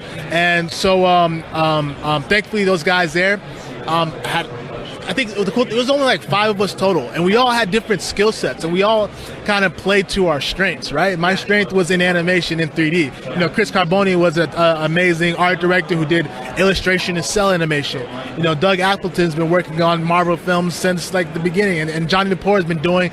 I think he was at NAB like 10 years ago or something like that. Like that guy's amazing. Yeah, the guy's amazing, super talented, and so we've got all these different perspectives, and we're applying all our different skills and techniques and putting it all together in one project. So and combining traditional techniques, I think that's the biggest thing. It's like we're using digital tools, but you know, it's not going to all be digital. We got hand drawn elements. We've got cell animated elements. We've got elements inside of Photoshop that are designed. We've got elements inside of Cinema 4D that are animated elements inside of After Effects. We're using all these different tools at our disposal. And the theme of that whole sequence, you know, this is coming directly from the director, of the film. He was like, we wanted it to feel like high school art class. Yeah, so like high school art class. So that was we got that and we ran with that. You know, we're trying to what else can we do? What else can we do? Looking so like just going back to our high school days and like our art classes or whatever, where we're just like doing finger paints or whatever, this, that, and the other. But this time we're actually creating it for an actual major film. Yeah. So I was watching a video. I think they released Perception released a video on the making of that, like the behind the scenes, and they were saying that people would just be like in meetings tracing stuff out, like they would print them out and then just retrace over stuff. I mean, it's such a cool concept. And then like on top of that, you've got the 3D work that you did, you know, and you melded the traditional like hand stuff and then the 3D and just made it one seamless looking thing. Yeah, again, really fast. I just got to shout out Johnny Lepore and his vision, Doug Appleton, the creative director on that particular job, Chris Carbone, who did an amazing job with the illustrations, and I just was fortunate to be a part of that team where we've got these guys with like these really sharp creative minds. Yeah, like you mentioned earlier, we're creating the animatic inside of Cinema 4D, printing that out on paper, and then drawing on each frame, you know, to kind of grit this handcrafted feel. Yeah, it's more tedious. Yeah, it's more work, but it goes so far, you know, when you've got those tactile, hand-drawn elements that you can see in your work. And I think that's what people love. That's what people gravitate towards. That's what makes it feel different. That's why people love that sequence so much. Is because of the extra effort that we put into it, the extra work we went in. It shows. That's something that I'm trying to do more and more in my work. You know, going above and beyond, trying to find elements that just aren't digital. You know, that are traditional, that can make that project take it to that next level, you know? So yeah, that's what we're trying to do more of. That's what I'm trying to do more of. Cool, man. You got anything on the horizon that we should look out for? Actually, yeah. So this is my first time speaking at NAB, and is it really? Yeah. You look like a seasoned vet up there. Thank you. I appreciate that. And I'll say it won't be my last time speaking. There's some other conferences coming up. I won't give it away just yet. So I'm excited about what the fall has in store. So I'll just leave it there. Cool, man. Thank you. Where can people find you online? Oh man, you can find my website hendelEugene.com. You can find me on Instagram hendel.eugene. Twitter, Hendel_Eugene. So yeah, just look me up. You can find all my socials. So thanks, man. One thing I'll just plug. Last thing. Do it. Plug it away. Yeah. My blog. Like my blog does. I've been keeping up with 10 years. I love my blog more than Instagram or Twitter or any other of those, because it's a true description of what I am as an artist. You know, I create art on there just for the sake of art, not for their audience or anything like that. So, and you can see 10 years of my progress and progression of how I got here, how I got up on the stage. And I break down a lot of the projects even further than you'll find on my Instagram or website on my blog. So just want to throw that out there. Awesome. Thanks, man. Hey, I appreciate it. All right, stick around for more interviews from the NAB floor for Mograph.com and iDesign.com. We'll see. What's up, everyone, from the showroom floor at NAB 2019. We're here with my favorite person in the world, Mr. Beeple himself. Yeah, what was the thing I did? We'll get you to do it again, you know? You get really excited about flan and you do that as well, you know? Or just whatever. I don't remember that. I'll take you don't remember the flan? No. Flan? All right, whatever. All right. Anyway, so you're presenting like every day, right? Yes. So, but you're like doing your everyday. So do you feel like that kind of knocks it out? You're like, all right, cool, I got to be here. Done. Because we got to go to that like ball thing tonight. So it's pretty much got to get done. I feel like there's not going to be, because we're going right from this to that, aren't we? Yeah. And then we're gonna go do a podcast. You gonna come do a podcast with us? You guys are doing the podcast. Wait, so you're not going to the like thing? No, they're going gambling. We're gonna go to a podcast. Gambling, and I gotta get up early as shit. Sorry. All right, this is already starting out great. It's a great people interview. Yeah, no, you're fine. Whatever. How far from the strip is it? I don't know. We can plan this out later. You got to go in like a couple minutes. All right, you're about to go. Do you have an idea what you're going to do for your daily? No, because Chad Ashley picked out a bunch of assets, and now I don't see him any around. So you got 1 hour to do your daily. How long is it really going to take you? I don't know, an hour. Usually takes the amount of time you sort of like give it. Right. So if I have an hour to do it, I'll work on it for an hour. Unless I I'll work it out for an hour. Oh, yeah. Fill up an hour. Right? You don't have to fill up an hour. Well, I mean, yeah, I'd be done. I'd be fine leaving early. I feel like I do need to fill up an hour, but I'd be fine going. Hey, look, it's Chad. Dude, There he is. I've been All right. not feel bad. Wait, forget all that stuff I just said about Chad. Hey, you just leaving me? All right, I guess this interview's over. Cool. From the showroom floor, NAB 2019. We'll see you guys later. Oh, wait, he's coming back. Okay. Forget that stuff I said about Chad. He's a good guy. This is a very... Oh. Bye, everybody. What's going on, everybody? This is Dave, back on the show floor, NAB 2019. I'm here with Billy Chicken, and I've got a couple questions for you. Number one, you're a Redshift guy, right? Yep, big fan. Your website is? Gernge.com, spelled Gernge. I'm a Cinema 4D freelancer, big on Redshift, animation, modeling, texturing, all the usual stuff. And you've been working on tons of Redshift projects, and Maxon made the announcement today. They bought Redshift. How do you feel about that? Well, I'm super excited. I started using Redshift initially in, I think it was maybe the summer of 2017 when the Cinema 4D plugin was still in alpha. I immediately fell in love with it. I had already had the GPU hardware to, leverage the really fast render times, and I think the announcement of the acquisition is potentially really, really awesome. A few things that jump out as, maybe some really beneficial things that we'll get. The new node system from R20 in physical render is a little bit neglected because, physical render's not as hot as all these, fancy third-party render engines. So hopefully we get support for that. And by we, I mean the Redshift Cinema 4D community. And then possibly also the native Cinema 4D noises is probably the most exciting thing because, most of us, either Octane or Redshift users, we've got, 4 noise, shaders? Not a lot of options. Right, and in comparison to all the flexibility that the native noises offer, I mean, it's almost unlimited. You can do virtually anything you need to with those noises, and the fact that, hopefully, fingers crossed, they are now an out-of-the-box, or will be an out-of-the-box supported by Redshift. I don't think I could express how exciting that possibility is. So yeah, I think that sort of wraps up at least the immediate.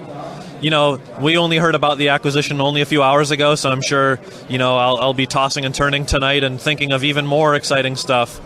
We're waiting to hear all the details now, hopefully over the next few months or so. Yeah, and with most acquisitions go, news can sometimes be slow to roll out, so I think we should try to rein in our expectations.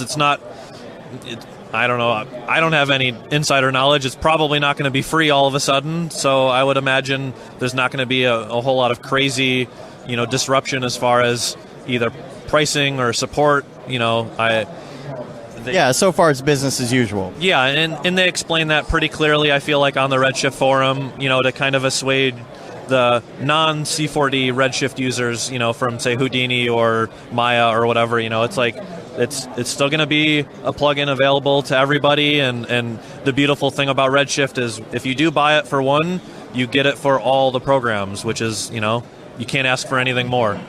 True.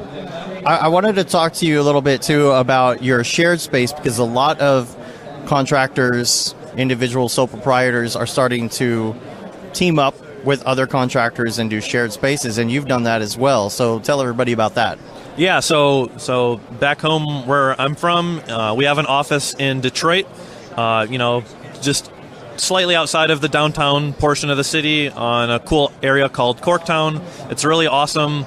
Little spot to be in, but, as you said, a lot of independent or freelance, artists, we work at home, usually alone, or, maybe we've got a pet to keep us company throughout the day or whatever, but a handful of friends and I we found ourselves all in that same situation last summer, and, an opportunity came up for us to all get a shared room to freelance out of, and for the time being, we all act independently from one another, but, being in a room, next to one another, you get up and go get a drink or something, and you see somebody RAM previewing something on another screen, and you offer like, oh, well, what if it did, this little whatever weird little animation thing, or like, oh, what if you try this or try that, and we help each other out when we're stuck, or if we have overflow work, we pass stuff to one another, and it works like.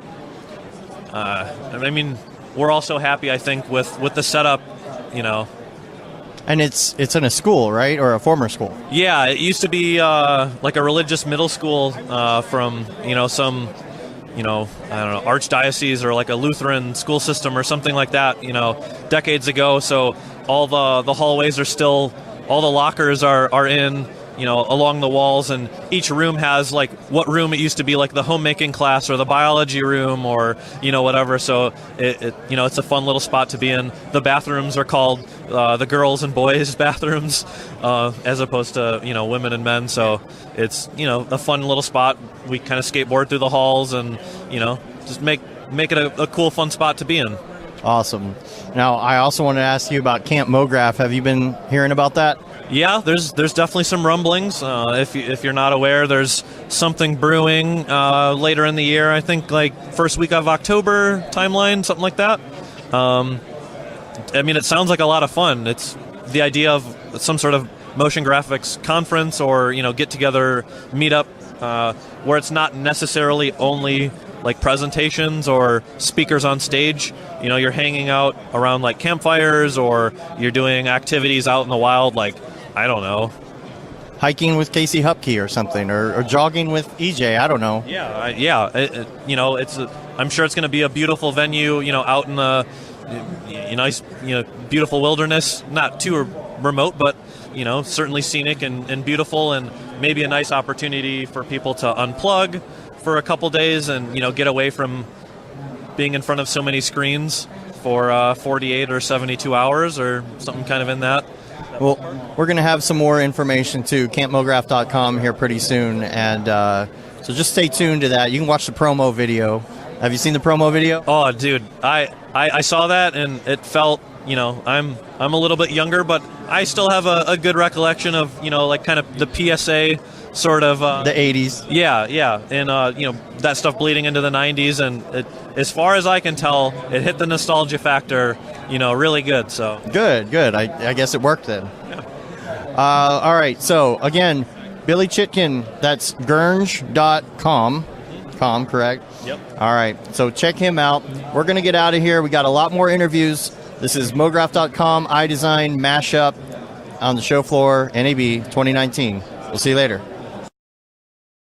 Hey everybody, it's EJ from iDesign.com, and I'm here interviewing people for iDesign and Mograph.com, and here I have someone that really needs no introduction. We have Chris Schmidt from the newly formed Rocket Lasso. He just got done. He's fresh off the presentation stage. Let's just start there and tell a little bit about what you were presenting on, and yeah, if anybody's watched my SIGGRAPH or NAB presentation in the past, I love doing tips, tricks, and techniques, just cramming stuff in, and this year I decided to do that, but entirely focused on dynamics. So just tons of dynamic stuff all crammed into 50 minutes. That's awesome. So, like, one of the things you were talking about was, like, mode dynamics, and that's something that's been around forever. Like, do you ever find it, like, just really refreshing to, like, introduce people to something that's been around for, like, years and years and years? One of the main things in Cinema 4D that I love is finding some new techniques, new ways of using something old and something new and combining them in a new way. I mean, honestly, I'm like disappointed in myself that I had forgotten about mode dynamics, because they existed one half version before the regular rigid body dynamics, and I just turned them on and it's like, oh my god, there's so many cool features we can do with this that we can't do in regular rigid body. So it's opened up a bunch of possibilities just that by itself, and I stumbled across it while building the presentation. So it gets nuts. So one of the things is like integrating all of the new R20 stuff. So you want to talk about like what are some of the things in R20 that really helps push that dynamics workflow that you shared a little bit of in your presentation? The two main ones that are just really clear is, first of all, fields. Fields are amazing. They're incredible. They double the power of Mograph as far as I'm concerned. But one of the main things about the new fields is that you can drive things like the vertex tag. And in the vertex tag, yeah, you can now drive it with fall-offs and noises, and you can blur things out, you can grow things, and now you can feed that vertex map into all sorts of different dynamic settings, into soft bodies, into cloth, and you break things in different ways, and that would have been impossible to do before, and that by itself has made dynamics more interesting. But the other big thing is we've now got the volume and the volume builder, so the ability to not just model things there, but to create like a low poly version of a model to drive your dynamics and then run it through a mesh deformer.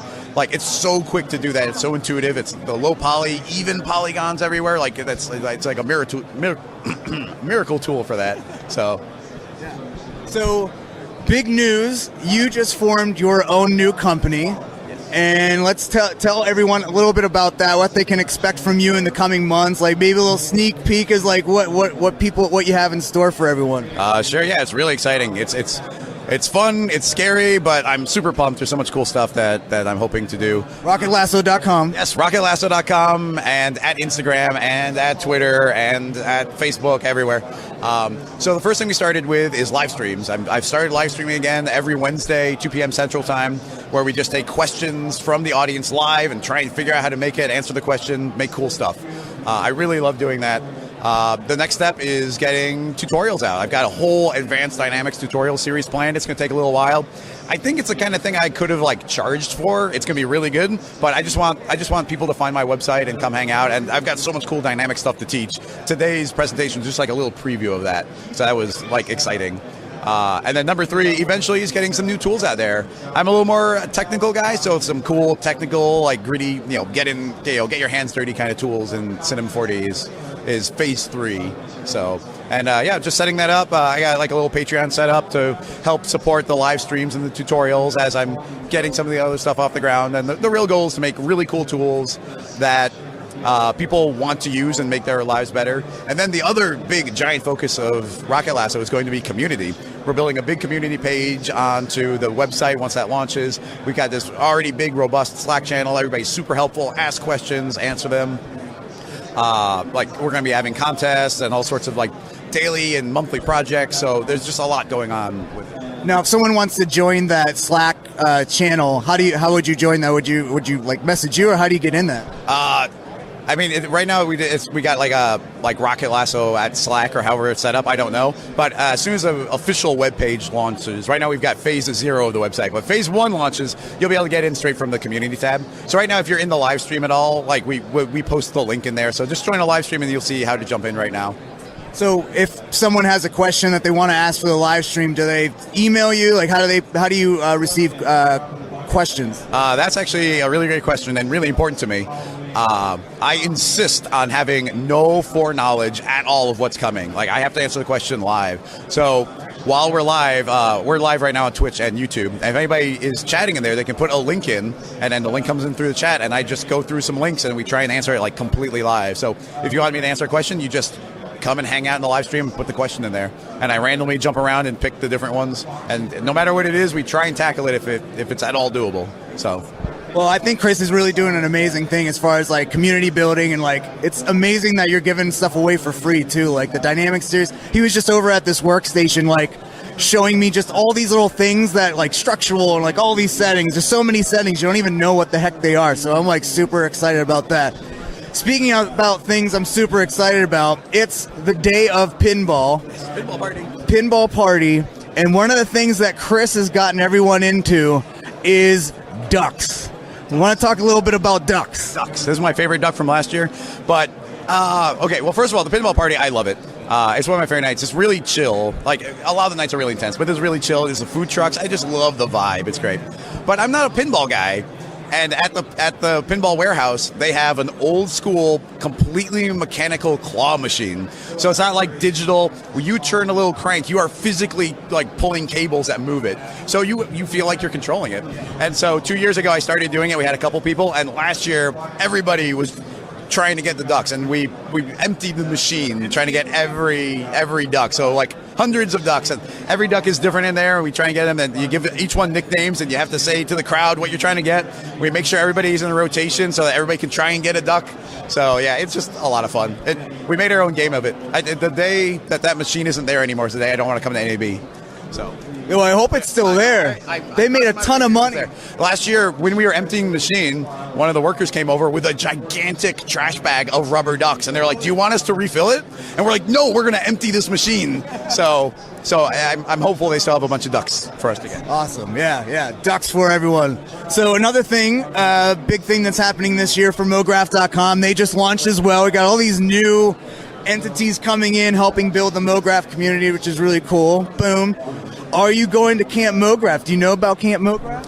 I do know about Camp Mograph. I don't know if I'm going to be able to go to Camp Mograph. There might be some Maxon stuff happening that's going to coincide with the timing. So I don't know, but it does sound really cool. I mean, isn't the idea that there's no computers? No computers at all. So if you don't know about Camp Mograph, it's like basically they rented out this whole campsite with lodges and stuff and cabins in Vermont, beautiful Vermont, good craft beers there. I've drank my fair share.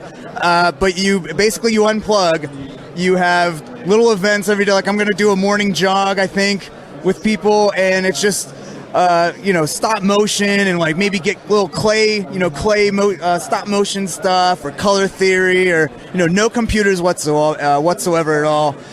Daily campfire at night where you have just someone from the industry, like Ryan Summers, I think is going to do a bunch of talks at the campfire. So industry leaders, like you get that kind of access. So definitely check out Camp Mograph, and definitely check out Rocket Lasso. Chris is doing amazing things. I'm really excited to see what Rocket Lasso is going to do. One last time, tell everyone where they can find you, where the live stream's at, and hit you up on Patreon. Yes. So it's pretty straightforward. RocketLasso.com, Rocket Lasso Twitter, Instagram, Facebook, and then same at Patreon. But if you go to any of those sources, you can interlink between all of them. Your YouTube, Twitch. Yeah, YouTube. Well, not YouTube yet. I have to have 1,000 people, and I haven't posted any videos yet. Get those subs on YouTube. Yeah. As soon as I start posting the videos, then I think that'll be good. That's the first Dynamics one, so I'm not too worried about that. But yeah, and the same on Patreon, same on Twitch. So yeah, and then live streaming right now every Wednesday at 2 p.m. Central Time. And in addition to that, there's a second kind of bonus secret stream on Thursdays now if you're supporting on Patreon. And now the idea is I always want all the cool final content to be out there in the world for everybody. So this is more, the idea is that on those streams, it's going to be another 2-hour stream, but they're more long form projects where we're going to spend, we might do like 8 days worth of focusing on one project and maybe going all the way through a process and making an animation and lighting it and rendering it and having a whole final thing. So any cool final stuff or tutorials or snippets, those will end up in the world. But if you want to be there live, hanging out, asking questions, then that's a special tier and a special bonus stream. So I'm really excited about that as well. It's kind of an experiment. In addition to that, important to note, where I'm going to be having a bunch of guests on the live streams, and EJ is definitely on the short list for joining me there. So yeah, I might do that. I don't know. See what I'm doing. So yeah, that should be good. And that'll be really exciting because we can kind of, for those days, it's like, hey, everybody, you can ask any question, but like ask questions in the style of the person that we're talking to. If it's somebody who does interface design, like let's focus on that and have them get to talk about it. So it's going to be, I got Rick from Maxon is going to be a guest. I got you. There's a bunch of cool people lined up. I'm really excited about it. Yeah, I mean, just once, twice every year at NAB or, SIGGRAPH, just getting all those personalities and stuff and be able to talk to them. Like, it's going to be cool to have more of that kind of, community, live streaming kind of stuff going on. So I'm really excited for what you're doing, and thank you for everything you do. And he's one of the best guys in the industry, super generous with his knowledge and his time. So thank you for hanging out here today. And we're going to be here all week long on the NAB show floor interviewing titans of the industry like Chris here. So be sure to stay tuned. And quack, quack, quack. It's duck night. Get excited. Hope to see you here on the floor. We'll see you in the next interview. Bye, everybody. What's up, everybody? This is Dave with Mograph.com, the iDesign mashup. We're doing these videos on the NAB 2019 floor. We're at the Maxon booth, here with Chris Pretty. Hey, what's up, everybody? You just finished your presentation, and tell everybody what it's about. My presentation was about rigging up autonomous vehicles so that I kind of found when I did a project for Revell and in conjunction with Microsoft, there wasn't really much out there on trying to create a vehicle that drives itself without keyframes and has natural feel of inertia and weight. So Matthias approached me and asked me to do that, and it was basically about recreating that Halo Warthog and getting it the realism and the weight and the feel without having to do keyframes or hand animated, and basically getting deep into the dynamic system and being able to connect that with espresso and user data and controls. I was watching in the Mograph Slack channel, and I think a couple people were talking about the fact that it's pretty ballsy doing all that live rigging of a vehicle live on the stream. You did a pretty good job. Are you excited that it's kind of over now? Yeah. I was really looking forward to it, and I had a lot of fun. Kind of giving back to the community, because like I said, I'm always taking knowledge from other people, but it's not often I get a chance to give back. But yeah, the rigging thing kind of made me nervous, and I kind of saved separate files where I knew that it worked just in case I ran into a hiccup. But yeah, there's always something you forget, like freezing rotations or aligning axes or things like that can really, and once you get too far into it without hitting the play button, you have no idea what's going to happen, and then when it breaks, you have no idea what you did to break it, 4 versions back. So. Right. Now, that was done in Octane, right? Yes. And most everything you do, I believe, is in Octane. Do you use any other render engines?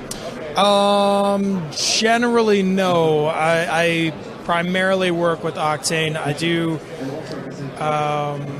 been working towards picking up Redshift, mainly because I have a lot of clients that request it, or other freelancers that I work with that use it, and I'm kind of limiting myself by not grabbing that. And it's great for specific things, apples, oranges. One's good thing for one thing, and one's good thing for the other. So you should have both. So I'm kind of in the same boat. I've learned Redshift a little bit, but I'm an Octane guy, and I know that there are clients that want both of those things now. And so I'm really trying to make that push, especially now that Maxon has bought Redshift. It's even more important that I'm learning all the render engines. So do you think you're going to start getting into that more? Where do you think you're going to start when you do that? You're familiar with nodes, obviously, right? So have you opened it at all yet? No. Okay. Well, that was going to be my question. Is what was like the hardest thing for you? The hardest thing for me was I know there's nodes in Octane, but there's the option to kind of like do either or. Sometimes I don't like to use nodes, so I'm kind of making myself kind of get used to having to do that all the time. But I think it's really important to learn other engines, even like Corona or whatever it is, because you never know what a client's going to come to you with. Now, version of Octane you're using is which version right now? I'm actually not using the 2018 version yet. I'm still using, I believe it's 4.02 or something like that. I'm doing the same thing. I'm about to switch over to 2018, so I'm interested to see some of those new features. And I keep hearing about them, and I'm kind of jealous, honestly, because I'm having to kind of stay behind for client purposes, and I want to try all this new fun stuff. What else have you been working on lately in your business? Your company is called 510 Giant with FIVE or the number 5. It's FIVE, right? FIVETEN, one word. Or if you're typing in the website, like I said, I had to buy the 510 because I watched somebody. After I told them, type in the phone 510, I was like, I got to buy that domain now and reroute it, so I had to do that. So I guess my question was, what projects are you working on moving forward right now? Because I know everybody kind of has to finish their projects for NAB because they got to get out here and party for a little bit and kind of like stop everything. So once the fun is all over and you go home, what are you going to be working on now? Well, I work on site for a client, Samtech, which is a huge company, and they work with just really dense CAD models all the time. So there's a lot of cleaning up and stuff like that. So I'm working on site with them on some conversions of CAD models and driving actually a 20-foot wide, 8-foot tall, laser-driven touchscreen driven by Unity, where you can just kind of explode their parts and stuff like that. So we're trying to get all those CAD models kind of converted into something simpler that will work with the Unity engine, where they can have more on this 9600 pixel wide screen. So that's pretty much what I'll be doing when I go back, and learning Redshift. Yeah, of course. So I wanted to ask you about Camp Mograph. Have you heard of Camp Mograph? I have, but I haven't had the time with this going on to actually figure out what it's all about. Well, what if I told you? No. Okay, so this is a retreat where you kind of unplug. There's not a lot of computers. You go back to basics. I feel like it's something probably all of us need. Sure. You know, so hopefully you can come out and just chill, or maybe learn some color theory, or do some sculpting or something like that. Morning jogs, whatever it is. I don't know. No morning jog. I hate running. You hate running? All right. Well, we'll have to find something else then. I think there's plenty of options though. A Hupkey hike, or some canoe hiking, some biking, and that's all fine. Yeah, we can do that and have a little campfire chat with someone. That'll be fun. Some marshmallows, tell ghost stories, and maybe get a keg or two.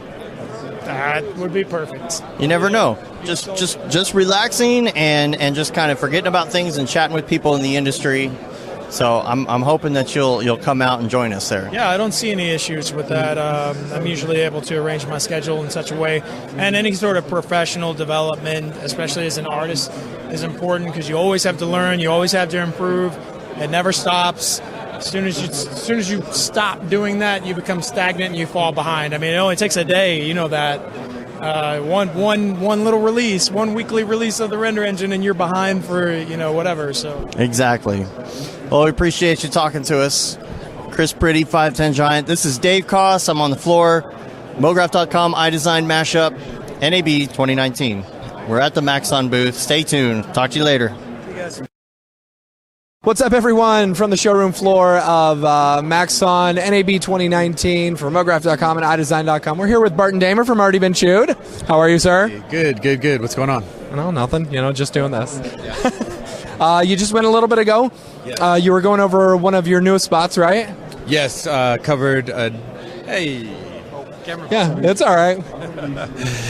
Covered a New Balance spot that we created and showing off Redshift and Fields and how those worked together to create some relatively complicated animations, but very simple to pull off. Yeah. I like the way you guys are doing it. I mean, it looks super complicated, but the way you're just explaining it is just like, all right, any one of us could do that, Cool. Yeah, that's the goal. Yeah, right? So one thing I was talking about with the guys as we were watching your presentation, and this is something that I really think is awesome about you in particular, is that you are an artist just like all the rest of us. Now you run this really awesome studio, and you've got a bunch of really, really talented artists, but you're the one representing here, and you're the one showing this stuff off. And I think that's really cool that, to have an owner of a studio still actually know all this stuff. You know what I'm saying?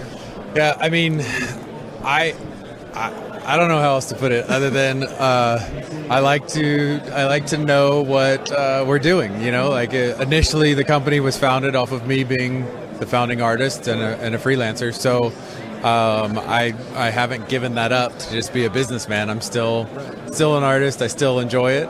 And I still look for opportunities to come up with techniques so that I can stay relevant. And I feel like that will really make a successful business, and that's probably why you guys have been so successful, is because if you've got a owner or something like that who's very, just behind the curtain and stuff and trying to figure that out and then trying to portray ideas. I know when we came and worked for you, for a month or something, you're like, no, do this. And it's like, oh, it's so nice to have someone who's art directing this who actually knows what the hell they're talking about. Yeah, I mean, I've worked for other places for 14 years before I went out on my own. And so I know exactly what it's like to have somebody who has no clue what you do tell you to do something. And it can be super frustrating. So I would like to think and hope that with my team or with future team members, it's a relief to know that the person you're working with and working for has either done it or understands a level of it and is currently still doing it. So this is your 800th NAB? I believe this is number 8. Number 8, all right, there we go. Just divide that by 10, right? And ABC has grown a lot over the past 8, 10. How many years is it now? We're 9 years old and we have 9 employees. So it's a slow, organic growth. So next year you'll have 10, and after that you'll have 11, right? No, we're going to cap this thing out eventually. We're going to have to buy a whole new studio. I'm not trying to build a beast.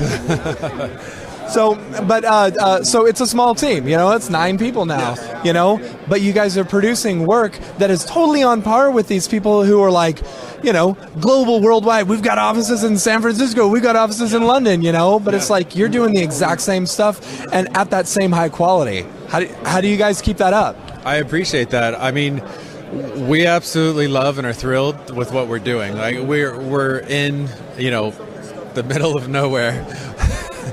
I know it. Yeah, a suburb of Dallas. And so I think we all have in common the fact that we're just looking at each other saying, what in the world? We just worked on a Disney project. Like, we just launched a product for Under Armour, so we're like freaking out in a giddy kind of like, none of us thought we would be doing this work without moving to New York or LA. And we're all just kind of looking at each other like, are you serious? We get to do this time around? Someone's going to pay us to do this? So we're pumped. Yeah, and that speaking of that, it really goes to show that necessarily, there's a lot of people in the industry who think you have to go to LA or New York in order to do this work, and it goes to show, especially now in our industry, that's not necessarily true. You've got a bunch of freelancers who are all over the place, doing the exact same work for the same big companies all over. Yeah, as you know, we are basically 100% internet-based. We don't have any Dallas clients. Every once in a while we have a Dallas client that'll pop up, but for the most part it's all remote, all internet based. And when we try to get meetings in person with people that we have worked with, we'll fly to a city, whether it's Portland or LA or New York.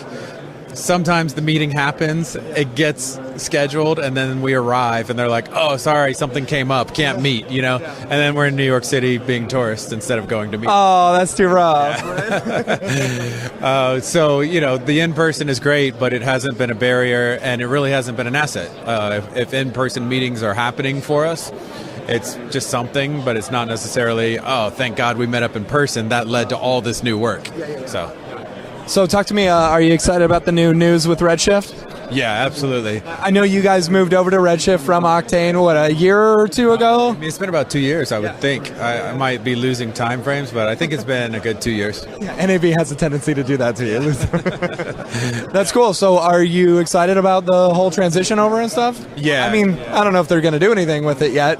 They said it's business as regular, but... No, but I mean, if Redshift can take on the customer service and better licensing, then we're good and it'll be amazing. But and it's great for Maxon too to be able to like help out with Redshift, and then Redshift can focus on making and programming it to be amazing. So cool, man. Well, where can people find you? At Already Been Chewed on Instagram, www.alreadybeenchewed.tv on the web, or at Barton Damer, BartonDamer.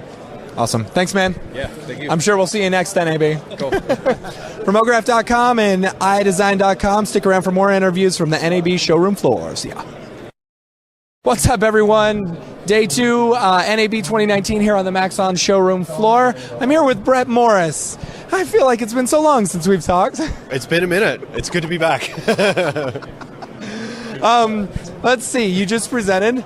For context, we just recorded this entire interview and we're doing it again. We're doing it again. Thanks, Kevin. All right. So you just presented, let's see, you own a company, an LA-based company, yep. Ranger and Fox. Yes, that's right. All right. Tell me a bit about Ranger and Fox. Okay, so it's myself and Steve Panicara. We're the two owners. We started it just over 2 years ago. We set out... Happy anniversary. Thank you. Again. Thank you. We started it with the intention of building our dream studio. We wanted just to, create an environment where we were doing the work that we wanted to be doing with the clients that we wanted to.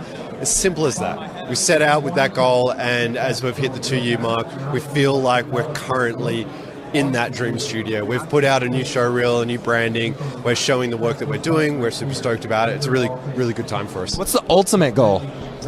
Just world domination. Just... I mean, isn't that... Yeah, dude. What are we going to do every night? We're going to take over the world. Yeah, well, that's right. Exactly. Yeah, gosh, Pinky in the Brain. Yeah.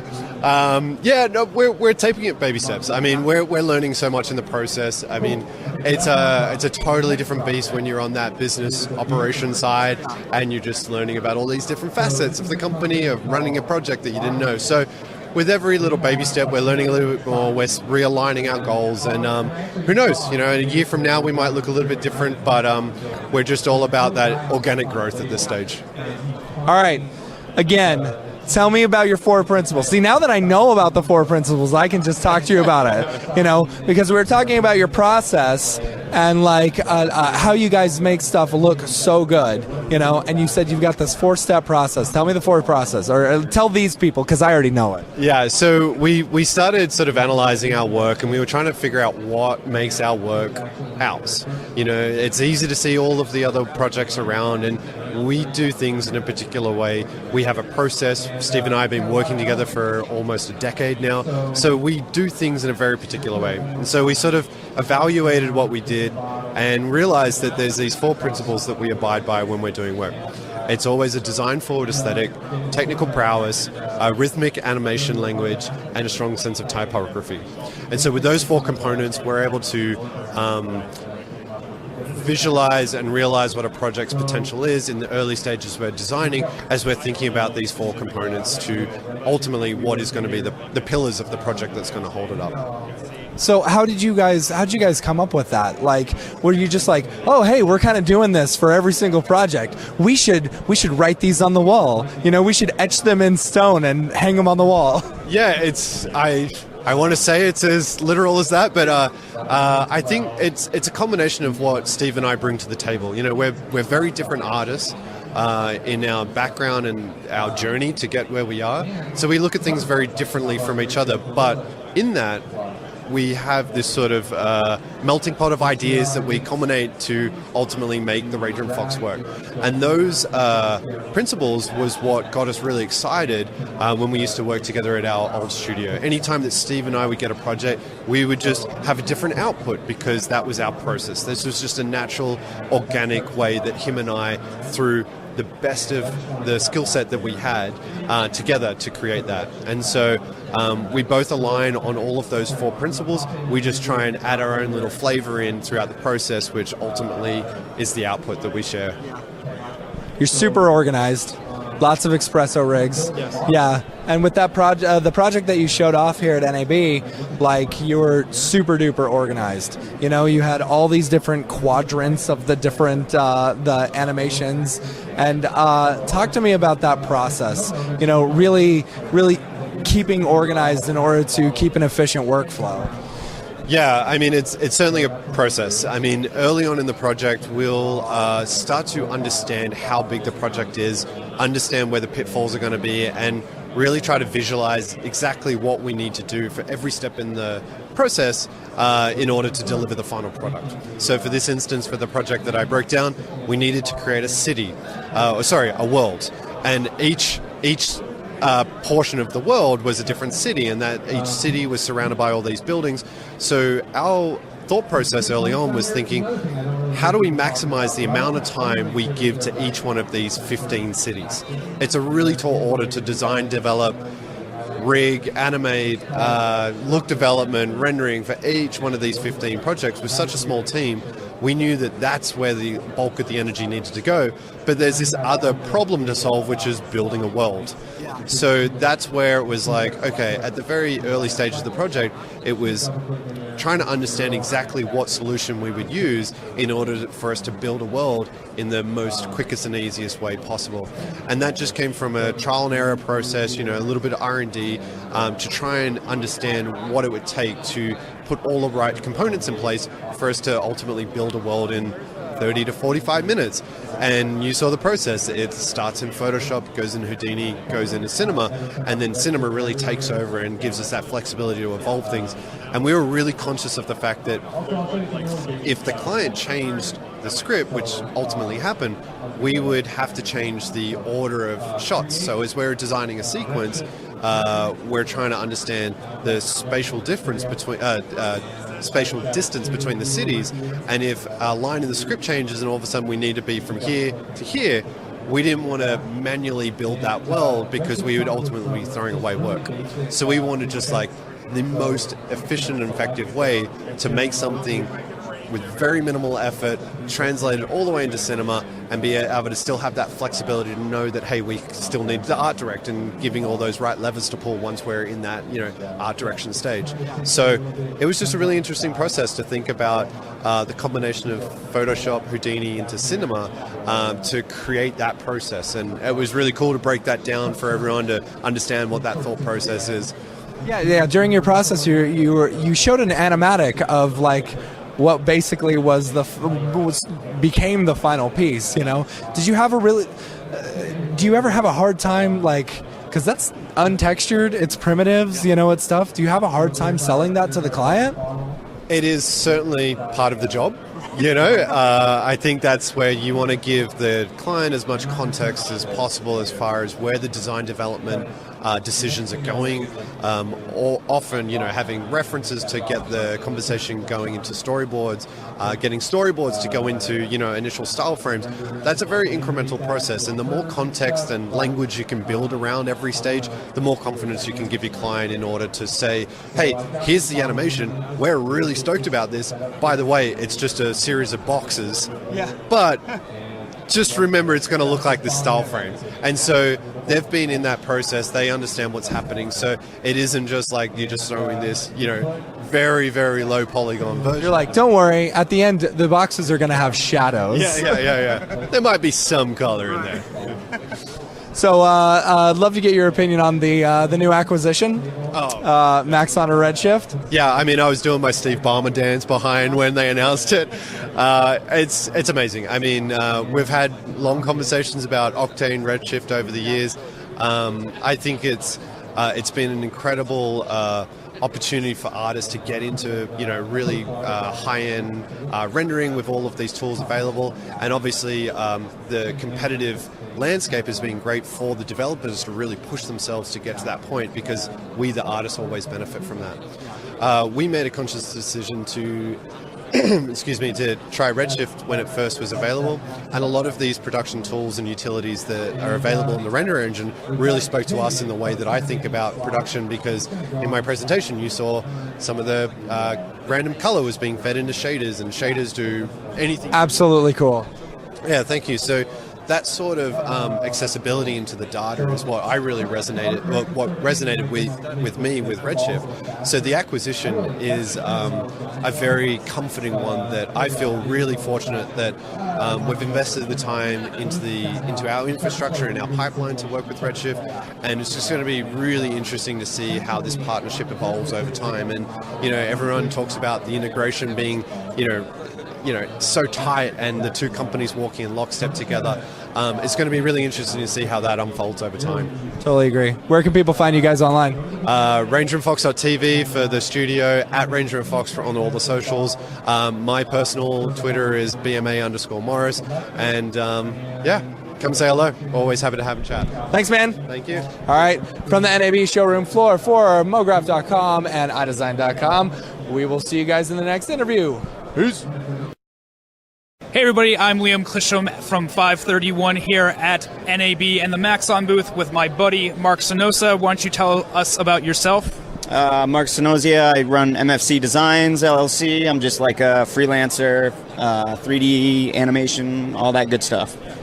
So together we run a weekly meeting every Monday called the Monday Meeting. Our icon's right there.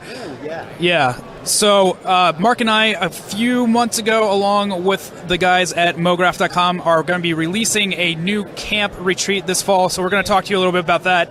I'm going to actually interview Mark a little bit about it. It'll just be easier that way for you guys. So Mark, why don't you tell us about the idea behind it? Because you're kind of the one that rolled out the idea to the rest of us in January.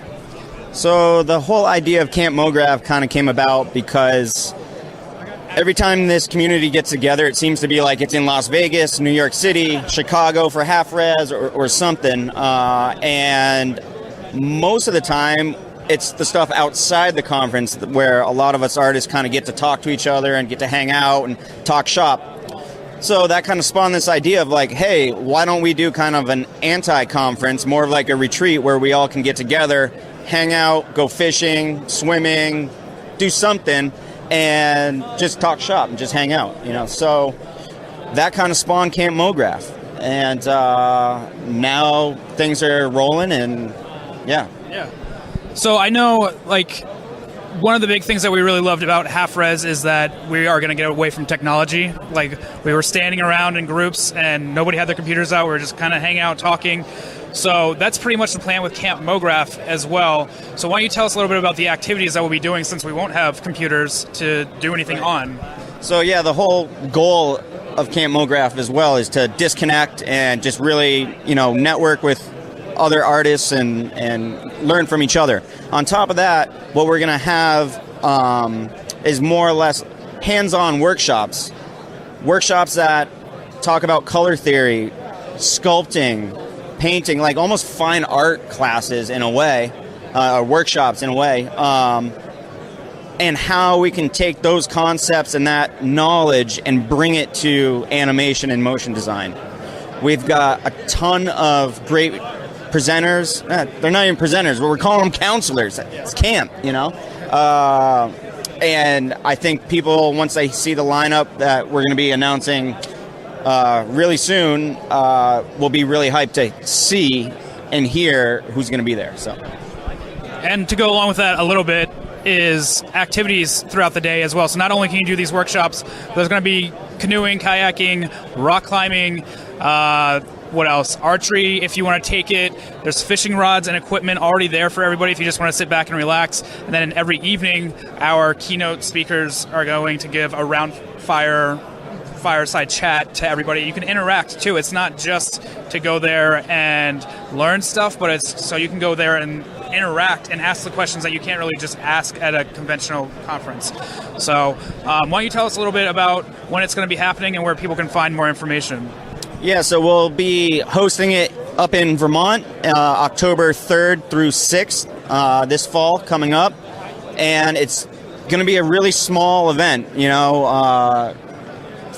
For the artists to get everything out of it, we want to keep numbers small.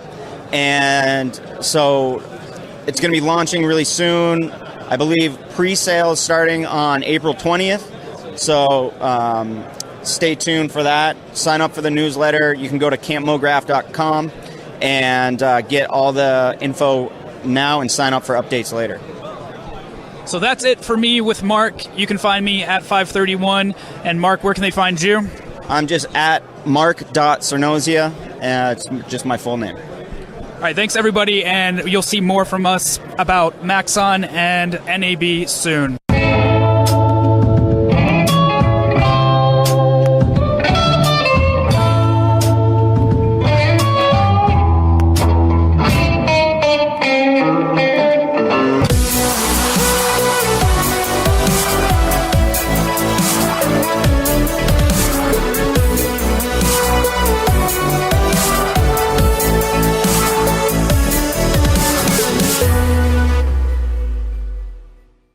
Pretty good, I guess.